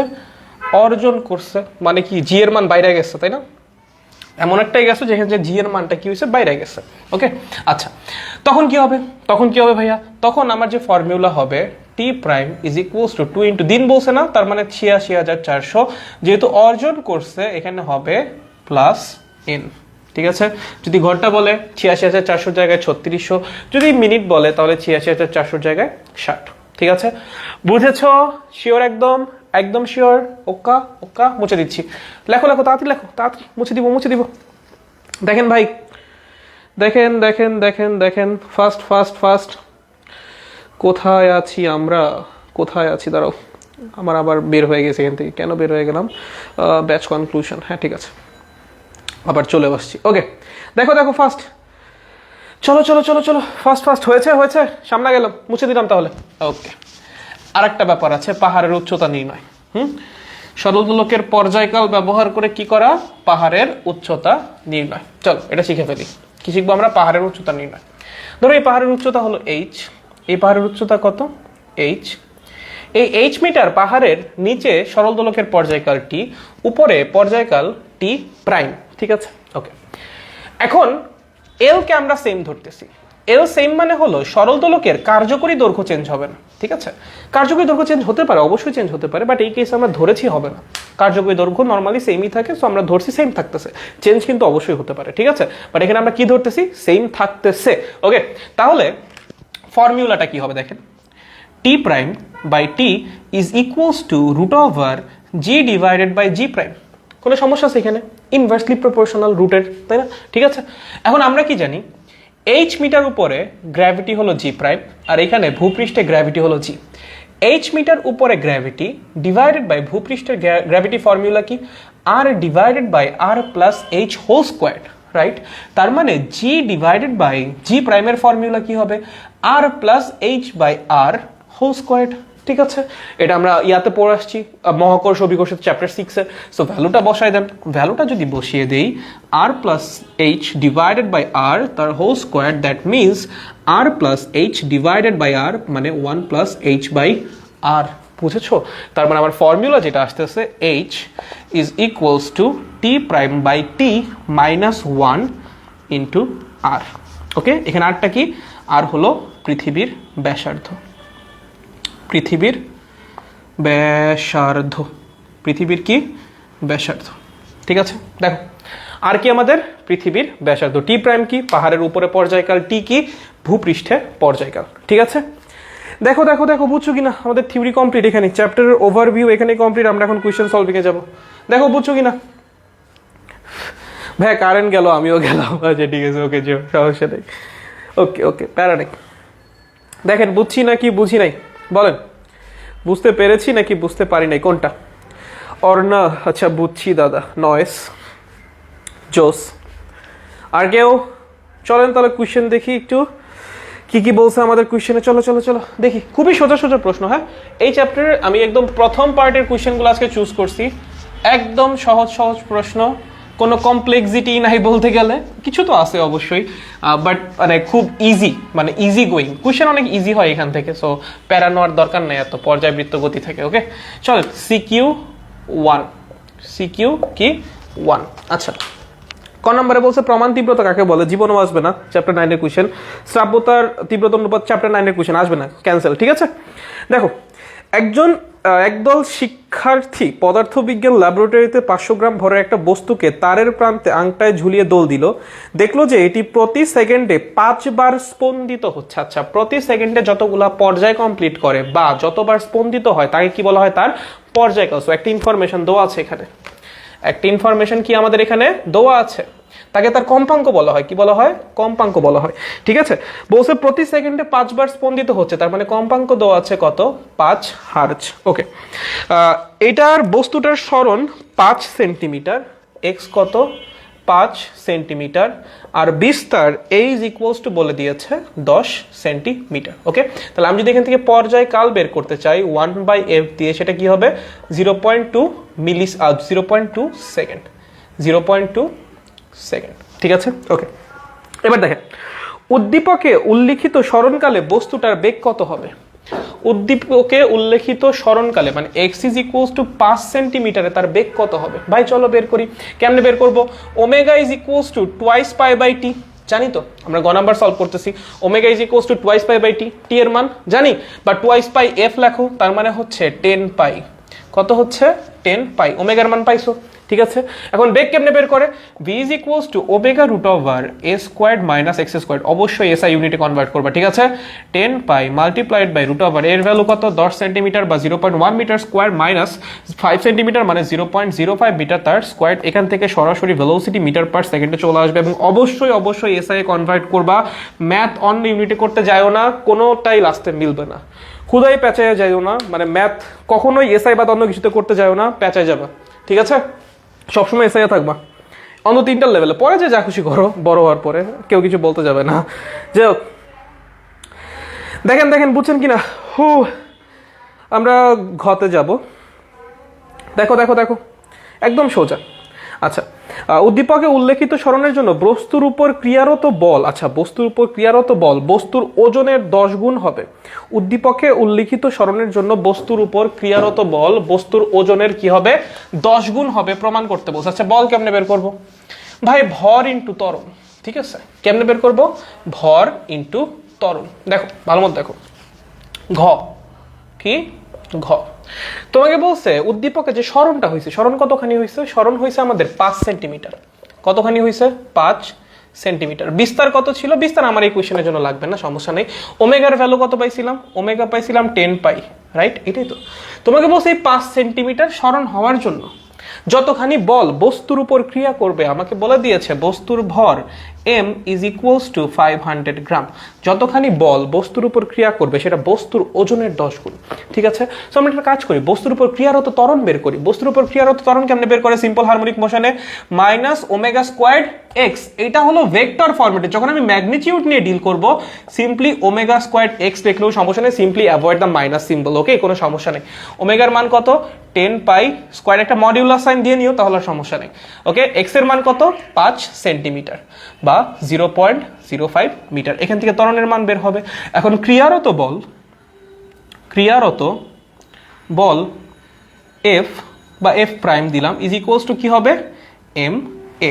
এখান থেকে ক্রিয়ারত বলটা বের হবে। এখন আপনি কি করবেন? এফ প্রাইম আর ওজনের রেশিও বের করবেন। এফ কি? ওর ওজন। ঠিক আছে, ওজন, এম এর মান জানেন, জি এর মান 9.8, দুইটার রেশিও বের করবেন। যদিও রেশিও 10 আসে তাহলে উদ্দীপকের উক্তি ঠিক আছে, যদি 10 না আসে তাহলে উক্তি ঠিক নাই। দেখেন খুবই সিম্পল, জাস্ট কোয়েশ্চেন ক্যাচ করতে পারা, পরের ম্যাথটুকু অনেক ইজি। যদি কোয়েশ্চেন ক্যাচ করতে পারো পরের ম্যাথে কোনো সমস্যা নেই। দেখো 1 নাম্বার সিকিউ এ কারো কোনো ঝামেলা আছে কিনা দেখো, একদম সিম্পল, খুবই ছোট্ট ম্যাথ, জাস্ট মানে ক্যাচ করতে পারা, কোয়েশ্চেন ক্যাচ করতে পারলে এইসব ম্যাথ সলভ করা কোনো ব্যাপার না। ঠিক আছে, চলেন দেখেন হয়েছে নাকি হয় নাই, হয়েছে নাকি হয় নাই, বলো বলো বলো, বুঝছো নাকি বুঝো নাই? দেখো তো বাচ্চারা, বুঝতে পারলাম নাকি বুঝতে পারলাম না, কোনটা বলো? ফার্স্ট আমরা পরে সিকিউতে যাই। সাইব সাদ বলছে ক্লিয়ার, ওকা নাইস, ঠিক আছে। বাকিদের কি অবস্থা? বাকিদের কি অবস্থা ভাই?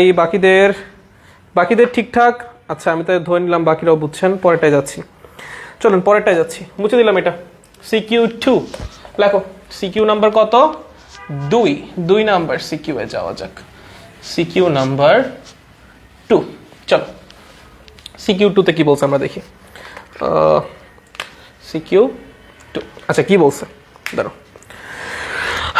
সরল ছন্দিত স্পন্দন গণিত ব্যবকলনীয় সমীকরণ। ব্যবকলনীয় সমীকরণ মানে হলো ডিফারেনশিয়াল ইকুয়েশন, যে সমীকরণের মধ্যে ডেরিভেটিভ টার্ম দেবো ওইটা ডিফারেনশিয়াল ইকুয়েশন। ভাই এত প্যারা নেওয়ার কিছু নাই।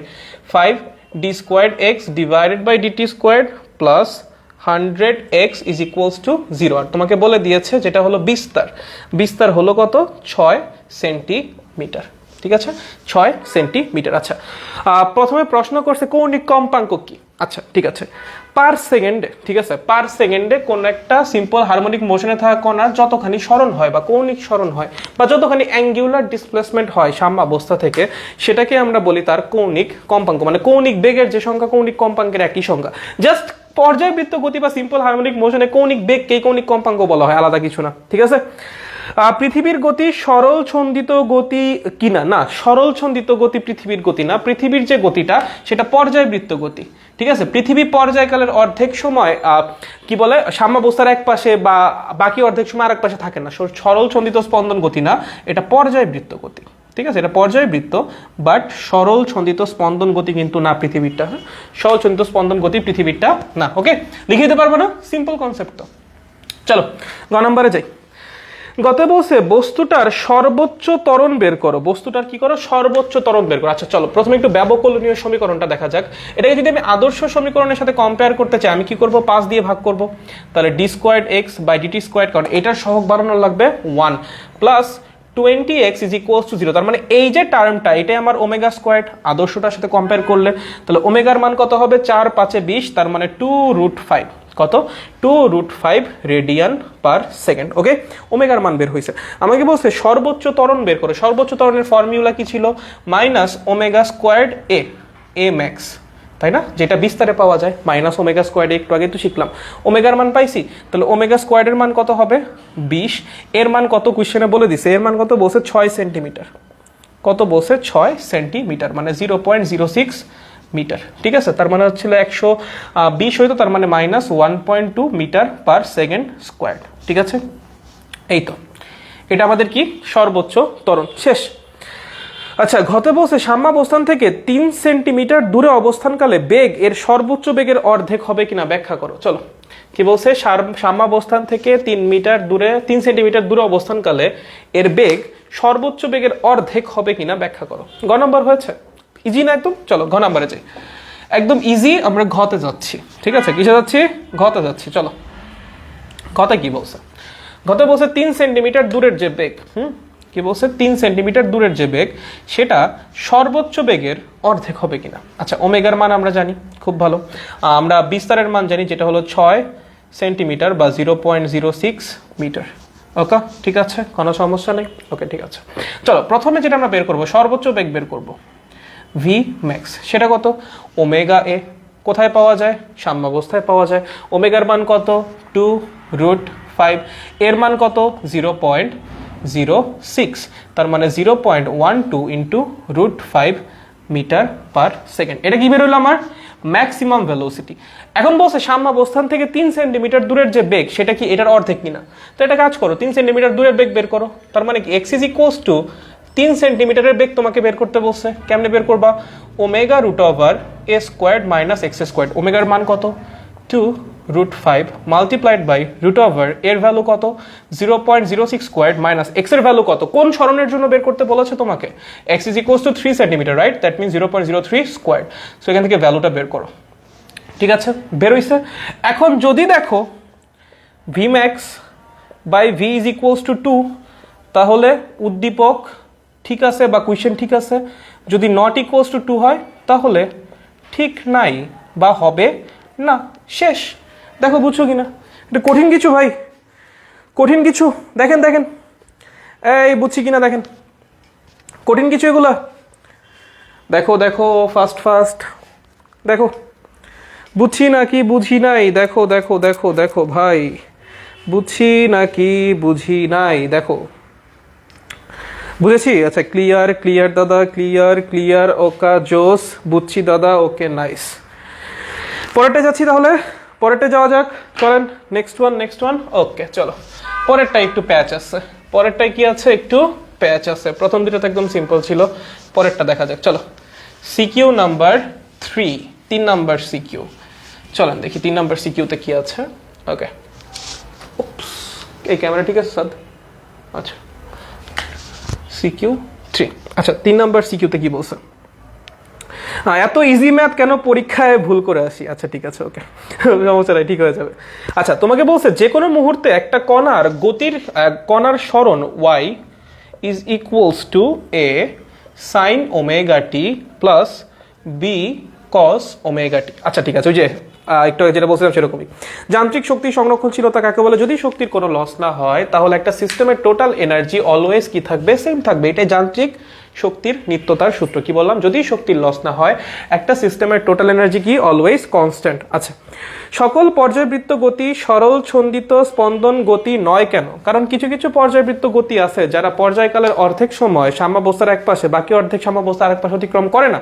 দ্যাটস ওয়াই সকল পর্যায়বৃত্ত গতি সরল ছন্দিত স্পন্দন গতি না, কিন্তু সকল সরল ছন্দিত স্পন্দন গতি অবশ্যই অবশ্যই পর্যায়বৃত্ত গতি। সরল ছন্দিত স্পন্দন গতি পর্যায়বৃত্ত গতির একটা ক্যাটাগরিতে পড়ে, ঠিক আছে? ওটা একটা পার্ট। ওকে, আচ্ছা ঠিক আছে, পরেরটা আসি। উদ্দীপকের কণাটি সরল ছন্দিত স্পন্দন হবে কিনা? খুবই সুন্দর প্রশ্ন। দেখো, আমি বলছিলাম এক্স দেওয়া থাকবে, এখন এক্স এর জায়গায় জাস্ট ওয়াই লিখে দিছে। সরণ তো সরণই, এক্স দিয়ে প্রকাশ করো, ওয়াই দিয়ে প্রকাশ করো, আপ টু ইউ, রাইট? তো এখানে কি দেওয়া আছে? সরণ দেওয়া আছে। আমার প্রমাণ করা লাগবে কি? আবার প্রমাণ করা লাগবে এই is proportional to minus x, তাই না? এটা বললাম না একটু আগে থিওরি পড়ানোর সময়, যদি এইটা প্রমাণ করতে পারো তাহলেই প্রমাণ হয়ে যাবে ও সিম্পল হারমোনিক মোশনে আছে। আচ্ছা, এখন প্রমাণ করার আগে একটা জিনিস চেক করবা যে আসলে কি সিম্পল হারমোনিক মোশন আছে কিনা। টেকনিক আছে একটা, ঠিক আছে? যেমন আমি তোমাকে দুটো সমীকরণ লিখে দেখাচ্ছি। 2 is equals to sine 100t plus 2 cos 100t। আর এটা লিখতেছি 2 into sine 100t plus root 2 cos 500t। আমি বলছি এইটা কি সরল ছন্দিত স্পন্দন গতি আর এইটা কি সরল ছন্দিত স্পন্দন গতি কিনা? কোনটা সরল ছন্দিত স্পন্দন গতি? অ্যান্সার হবে এইটা।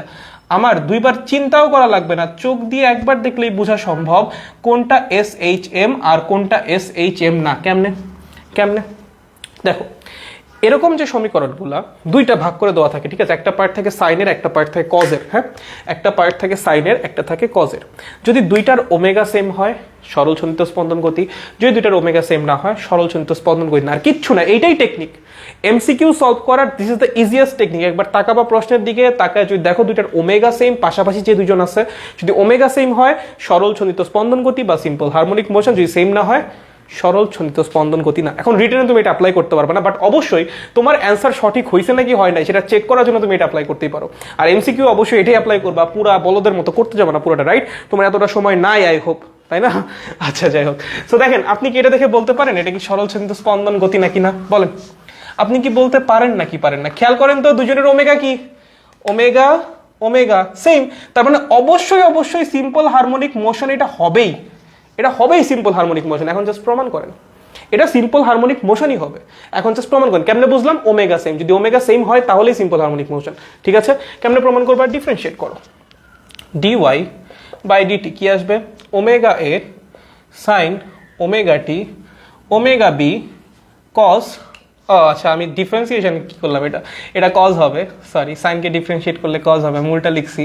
আর কসকে ডিফারেন্সিয়েট করলে মাইনাস সাইন হয়ে যাচ্ছে, মাইনাস সাইন ওমেগা টি, ঠিক আছে? ডিফারেন্সিয়েশন করেছি। চলো আবার ডিফারেন্সিয়েশন করো, তাহলে কি বের হবে? ত্বরণ বের হবে, d squared y by dt. এটা কি করবে? আমাকে ত্বরণ দিবে। আবার ডিফারেন্সিয়েশন করলে কজের ডিফারেন্সিয়েশন কি হবে? Minus omega squared A sine omega T. আর এখানে হচ্ছে আমার সাইনের ডিফারেন্সিয়েশনে কস, তার মানে minus omega squared B cos omega T. Differentiation করেছি। ওমেগা স্কোয়ার্ড কমন নাও, মাইনাস ওমেগা স্কোয়ার্ড যদি কমন নেই কি থাকতেছে? A sine omega T plus B cos omega T. কি থাকতেছে? A sine omega T plus B cos omega T, ঠিক আছে? এই যে A sine omega T plus B cos omega টি, এটা মানে কি? ওয়াই, তার মানে মাইনাস ওমেগা স্কোয়ার্ড ওয়াই, ঠিক আছে? দেখো ওমেগা কি? কনস্ট্যান্ট, তার মানে A is proportional to minus Y, প্রমাণিত, ঠিক আছে? এটা কি? Simple harmonic motion, simple harmonic motion প্রমাণিত। দেখো তো বুঝছো কিনা এটা? দেখো দেখো, এটা কিন্তু খুব ইম্পর্টেন্ট। হ্যাঁ, এই টাইপের ম্যাথ খুব ইম্পর্টেন্ট। ওকে, এইটা আর এটার ঘ নাম্বারটা, এই দুটো খুব ইম্পর্টেন্ট। ওকে, দেখো বুঝছো কিনা? দেখো দেখো দেখো, বুঝতে পেরেছো কিনা দেখো তো। এই দেখো, আবার বলতেছি, এই যে গ নাম্বার যেটা করালাম মাত্র, আর একটু পরে যে ঘ নাম্বারটা করাবো, এই দুইটা খুব বেশি ইম্পর্টেন্ট। দেখো বুঝেছো কিনা? একটু ফাস্ট ফাস্ট দেখেন, বুঝতে পেরেছি নাকি বুঝতে পারিনি, কোনটা হয়েছে নাকি হয়নি? হয়েছে আপনাদের নাকি হয়নি, কোনটা? আচ্ছা, বুঝছি দাদা, নাইস, ওকে, বুঝেছি দাদা, গুড, ভেরি গুড। বাকিদের কি অবস্থা? বাকিরা বুঝতে পেরেছি? বুঝছি বুঝছি বুঝছি। ওকে ওকে ওকে গুড। চলো ঘ নাম্বারে যাওয়া যাক। এটা ছিল ক নাম্বার, গ নাম্বার ছিল, ঠিক আছে। আমরা এখন কোথায় যাবো? ঘ নাম্বারে। ডান, ওকে নাইস। চলো ঘ নাম্বারে যাওয়া যাক। ঘ নাম্বারটা একটু দেখি, ঘ নাম্বার আমাদের কি বলেছে। চলো ঘ নাম্বারটা দেখি। ঘ নাম্বারটায় ত্রিকোণমিতি দিয়ে সলভ করা লাগবে, ঠিক আছে। এটা ত্রিকোণমিতির ম্যাথ বেসিক্যালি। চলো ম্যাথের কনসেপ্ট ইউজ করি আমরা। যদি a is equals to 5 হয় এবং b is equals to 5√3 হয়, তাহলে কণার বিস্তার নির্ণয় করা সম্ভব কিনা। প্রথম কথা দেখো, তোমার যে সমীকরণটা y is equals to a sin omega t plus b cos omega t, যদি এরকম সমীকরণ দেওয়া থাকে তাহলে বিস্তার অলওয়েজ √a² plus b² হবে। তোমার সেটা প্রমাণ করা লাগবে অবশ্যই, বাট মাথায় রাখিও বিস্তার অলওয়েজ কি হবে? √a² plus b² হবে, অন্য কিছু হবে না, ঠিক আছে। এটাই হবে বিস্তার। ওকে, এখন তোমাকে কোশ্চেনে বলে দিছে এর ভ্যালু যদি 5 হয় আর b এর ভ্যালু যদি 5√3 হয়, তার মানে 5 sin omega t plus 5√3 cos omega t, তাই না? তাহলে আমার এর ভ্যালু আমি আগে থেকেই জানতেছি কত হবে। এগুলো এমসিকিউ এর জন্য, হ্যাঁ। সিকিউতে কিন্তু অ্যান্সার মিলানোর জন্য চেক করতে পারো, বাট এমনি করে অ্যান্সার করে দিয়েছো না, অবশ্যই প্রমাণ করে দিয়েছো, ঠিক আছে। তাহলে 5² প্লাস এখানে আসতেছে 25 × 3 মানে হলো 75, তাই না? তার মানে হলো √100 মানে 10। তার মানে বিস্তার এই কেসে কত আসবে? অবশ্যই 10 আসবে। বিস্তার কি আসবে? অবশ্যই 10 আসবে। এখন তোমার প্রমাণ করা লাগবে বিস্তার 10 আসবে। কেমনে প্রমাণ করবা? দেখো, এই যে সমীকরণটা, এই সমীকরণটাকে একটা জিনিস দিয়ে উপরে নিচে গুণ ভাগ করা লাগবে। একটা জিনিস দিয়ে উপরে নিচে কি করা লাগবে? গুণ ভাগ করা লাগবে। কি দিয়ে গুণ ভাগ করা লাগবে? এই √a² b² দিয়ে, √a² plus b² দিয়ে উপরে নিচে আমি গুণ ভাগ করব। কি বললাম? √a² plus b² দিয়ে উপরে নিচে আমি গুণ ভাগ করবো। এটা কি? সাইনের সহগ। বিটা কি? কজের সহগ। এ কি? সাইনের সহগ। বি কি? কজের সহগ। আবার এ কি? সাইনের সহগ। বি কি? কজের সহগ। কি করবো? এটা দিয়ে সমীকরণের উপরে নিচে গুণ ভাগ করবো। জাস্ট একটা প্রসিডিউর যেটা ত্রিকোণমিতিতে ফলো করা হয় এই টাইপের ইকুয়েশন সলভ করার জন্য। চলেন উপরে নিচে গুণ ভাগ করেন। কি দিয়ে? √a² plus b² দিয়ে। ভ্যালু কত আসবে? 10। এই যে বের তো করে রাখছি, এটার ভ্যালু কত আসবে? 10। তুমি a আর b এর ভ্যালু বসাও, 5 আর 5√3, 10 আসবে। তাহলে উপরে 10, নিচেও কি 10, ঠিক আছে। ওকে, তাহলে 5 sin omega t 5√3 cos omega t। ওকে, দেখো দেখো ব্যাপারটা কি দাঁড়ায়। এই উপরে 10টাকে বাইরে রাখো, এই 10টাকে ভিতরে ঢুকাই দাও। 1/2 sin omega t plus √3/2 cos omega t। সাইনের সাথে যে সহগটা আছে তাকে কজে রূপান্তর করো, কজের সাথে যে সহগটা আছে তাকে সাইনে রূপান্তর করো। কি বললাম? সাইনের সাথে যে সহগটা আছে তাকে কজে রূপান্তর করো এবং কজের সাথে যে সহগটা আছে তাকে সাইনে রূপান্তর করো। সাইনের সাথে যে সহগটা আছে সেটা কত? হাফ। এটাকে কিছু রূপান্তর করব কজে। কজ কতর মান হাফ? cos π/3 বা cos 6 এর মান, তার মানে 10 cos π/6 sin omega t plus কজের সাথে যে আছে তাকে কিসে রূপান্তর করব? সাইনে। সাইন কতর মান? √3/2, π/3, π/6 লিখছি, π/3 হবে 60 ডিগ্রি বা π/3, ঠিক আছে। এখানেও কি হবে? সাইন π/3 যার মান হলো √3/2 multiplied by sine omega T, ঠিক আছে। ও এটা সাইন আর এটা কজ, তুলতে ভুল হচ্ছে, ঠিক আছে। তার মানে সাইনের সাথে যে সহগটা থাকবে তাকে কজে রূপান্তর করব, কজের সাথে যে সহগটা থাকবে তাকে কিসে রূপান্তর করব? সাইনে রূপান্তর করব। এইবার দেখো, সাইনে cos b, cos a sin b, sin a cos b, cos a sin b, কিসের formula? sin a plus b এর ফর্মুলা। কি হয়ে যাচ্ছে? 10 sin omega t plus π/3। দেখো তোমার স্ট্যান্ডার্ড ইকুয়েশন চলে আসছে, তোমার স্ট্যান্ডার্ড ইকুয়েশন চলে আসছে। স্ট্যান্ডার্ড ইকুয়েশন কি হইছে? চলে আসছে। এবং স্ট্যান্ডার্ড ইকুয়েশনে সাইনের সাথে যে থাকে তাকেই কি বলা হয়? বিস্তার। সো বিস্তার যেটা হবে সেটা হবে 10। এই হলো প্রমাণ। তাহলে প্রসিডিউরটা কি? প্রসিডিউর হলো √a² plus b² দিয়ে উপরে নিচে গুণ আর ভাগ, ঠিক আছে। মানে উপরে নিচে গুণ আর কি, সহজ কথা। এটা কি? সাইনের সহগ। বিটা কি? কজের সহগ, ঠিক আছে। উপরের যেটা আছে ওটাকে বাইরে রাখো, নিচের যেটা আছে ওটাকে ভিতরে ঢুকাই দাও। ওকে, সাইনের একটা সহগ থাকবে, কজের একটা সহগ থাকবে। সাইনের সহগকে কজে রূপান্তর করো, কজের সহগকে সাইনে রূপান্তর করো। সাইন a plus b এর ফর্মুলা অ্যাপ্লাই করো, স্ট্যান্ডার্ড ইকুয়েশন পেয়ে যাবা, স্ট্যান্ডার্ড ইকুয়েশন পেয়ে যাবা। দেন স্ট্যান্ডার্ড ইকুয়েশন থেকে সামনের যে পার্টটা সেটাই কি হবে? আমাদের বিস্তার। সিম্পল। দেখো ভাই, ক্লিয়ার হয়েছে কিনা? একদম ইজি জিনিস। দেখো এটা কিন্তু ইম্পর্টেন্ট, আমি বারবার বলছি যে এই যে সিকিউটা করলাম, সিকিউ 3, হ্যাঁ, এটার গ ঘ কিন্তু একটু বেশি ইম্পর্টেন্ট, হ্যাঁ, বোথ আর ইম্পর্টেন্ট। ওকে, এইটার গ ঘ এইচএসসি প্লাস অ্যাডমিশন দুইটার জন্যই, হ্যাঁ, একটু বেশি ইম্পর্টেন্ট। এটা যেন মাথায় থাকে, এই যে মাত্র যে সিকিউটা করলা এটার গগ হয় একটু বেশি ইম্পর্টেন্ট, ঠিক আছে? দেখেন দেখেন দেখেন ভাই, আচ্ছা বুঝছি দাদা, ওকে। বাকিদের কি অবস্থা? বাকিরা বুঝেছি, বাকিদের কি অবস্থা? বুঝছি, একদম ক্লিয়ার হয়েছে, নাইস। তো কোনো প্যারাই নেই, একদম ক্লিয়ার হলে তো কোনো কথাই নেই আর, ঠিক আছে। বাকিরা বুঝেছি, কারো কোনো কনফিউশন থাকলে এখনো বলতে পারেন কিন্তু, নাহলে আমি পরের সিকিউতে যাচ্ছি। চলেন তাহলে সিকিউ 4 গেলাম, ঠিক আছে? যদি আপনাদের সব ক্লিয়ার হয়ে থাকে চলেন সিকিউ 4 আজকের জন্য লাস্ট সিকিউ। চলো সিকিউ 4, সিকিউ কত? 4 চলো সিকিউ 4 দেখা যাক কি বলেছে। সিকিউ 4 কি বলেছে আমাদের, চলো কোয়েশ্চেনটা দেখি। স্থানিক পর্যায়ক্রম কাকে বলে? হ্যাঁ, 26শে মার্চ আমাদের জাতীয় ও স্বাধীনতা দিবস, কালিক পর্যায়ক্রম ব্যাখ্যা করো। এই প্রশ্ন কই থেকে আনছো স্যার? এটা কি সমাজ বইয়ের কোয়েশ্চেন? এটা কই থেকে ছিল? 26শে মার্চ আমাদের জাতীয়তা দিবস আর স্বাধীনতা দিবস, এই খ নম্বর এটা কি ভাই? এটা টাইপ করেছো আমরা বলবো না, তো খ নম্বরে এত গ কোথায় কোয়েশ্চেন দিছি ভাই? আচ্ছা ঠিক আছে ভাই, এটা ক খ ভুল কোয়েশ্চেন, মানে এটা তো সমাজ বইয়ের কোয়েশ্চেন চলে আসছে, সরি। আচ্ছা দেখো উদ্দীপক দেখি।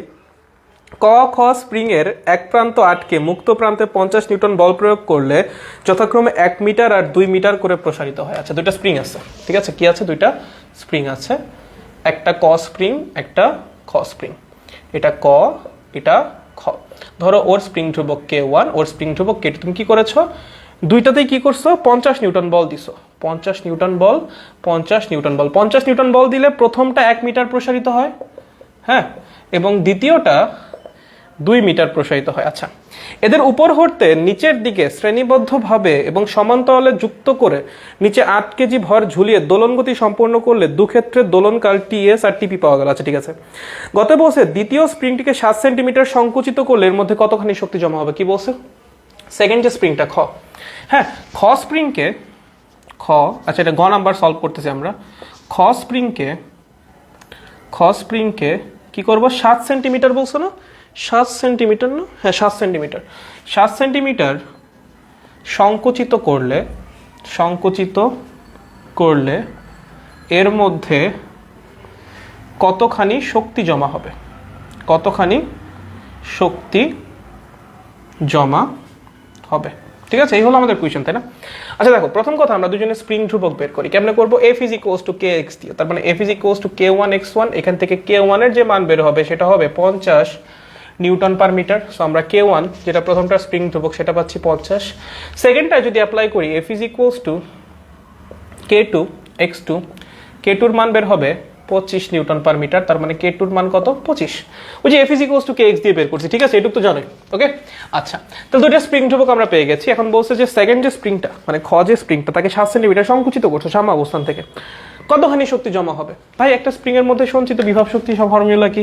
যদি শুরুতে সাম্য অবস্থায় থাকে, হাফ kx²। ভাই এটা চ্যাপ্টার 5 এর কোয়েশ্চেন ভাই, চ্যাপ্টার 5 এ আমরা এই স্প্রিং পড়ছি না? পড়ছি তো, মনে আছে তো? তাহলে কি হবে? হাফ, এই দ্বিতীয় স্প্রিং এর স্প্রিং ধ্রুবক কত? 25। কতখানি সংকুচিত করেছো? 7 সেন্টিমিটার, তার মানে 0.07 স্কোয়ার। শেষ, যত হবে তত জুল। এতখানি বিভব শক্তি জমা হবে, ঠিক আছে? এতখানি কি হবে? Stored energy. এগুলো নিয়ে মনে হয় না কোনো ঝামেলা আছে ভাই, এগুলো চ্যাপ্টার 5 এর কোয়েশ্চেন, তোমাদের অলরেডি পড়া হয়ে গেছে, ঠিক আছে? Complete, clear? ঘতে যাওয়া যাক। তো সোজা, কতখানি শক্তি জমা হবে? দুইটার স্প্রিং ধ্রুবক বের করে দেন জাস্ট ফর্মুলা অ্যাপ্লাই করে দাও, শেষ।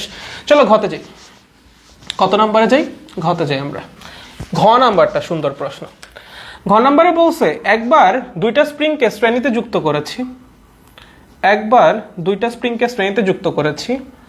আরেকবার দুইটা স্প্রিংকে প্যারালালি যুক্ত করেছি। দুই ক্ষেত্রে স্প্রিং এর মধ্যে একটা নির্দিষ্ট মানের ভর ঝুলিয়েছি, ঠিক আছে? আচ্ছা দেখেন, একবার যখন স্প্রিংকে শ্রেণীতে যুক্ত করছি, এই হলো 50, এই হলো 25, k1 k2, এখানেও 50 25। দেখো যখন শ্রেণীতে যুক্ত করব, ঠিক আছে, তখন আমার তুল্য স্প্রিং ধ্রুবক কত হবে? k equivalent is equals two, মানে এটার নাম দিলাম হলো ks, ঠিক আছে?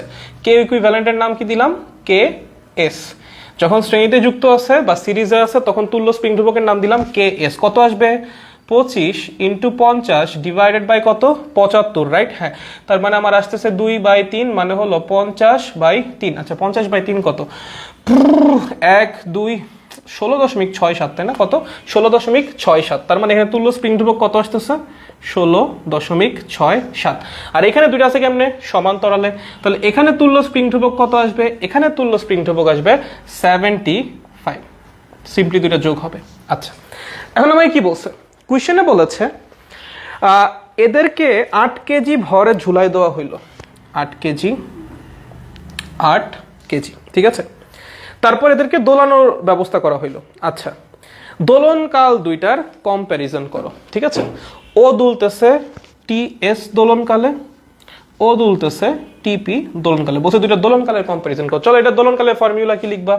T S is equals to 2π√m/ks। এটার জন্য ফর্মুলা কি লিখবা? স্প্রিং এর দোলনকালের ফর্মুলা একটু আগেই তো পড়লা থিওরিতে, 2π√m/kp। দেখো দুইটার মধ্যে সেম ভর ঝুলাইছি, সো এম এর মান তো আমার সেমই আসবে, ঠিক আছে?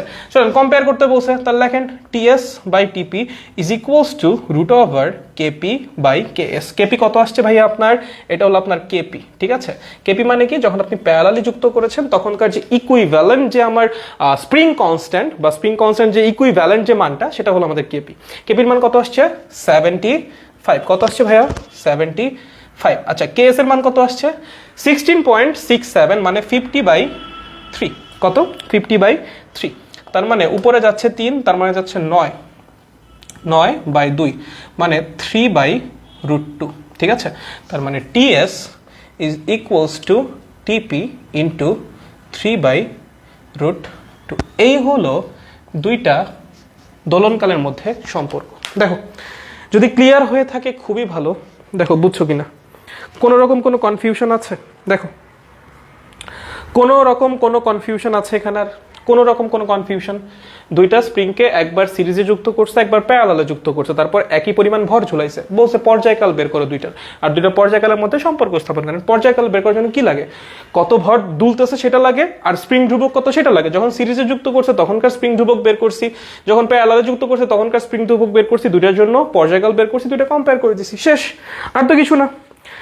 বুঝেছি দাদা, বুঝছি দাদা, নো কনফিউশন, জোস। এই তো বহুত ফাস্ট শিখে যাচ্ছে জিনিসপত্র। গুড, নাইস, ওকে। সো আজকের মতো এইটুকুই ছিল আজকের ক্লাস, অ্যান্ড হোপফুলি কালকের ক্লাসে আমাদের chapter 5 complete, chapter 8 chapter complete হয়ে যাবে। নেক্সট ক্লাসে আমরা বেশ কিছু সিকিউ সলভ করবো আরও, ঠিক আছে? হোপফুলি আর সমস্যা থাকবে না চ্যাপ্টার 8-এ। So till the next class, আজকের মতো এখানে ক্লাস শেষ। Bye by.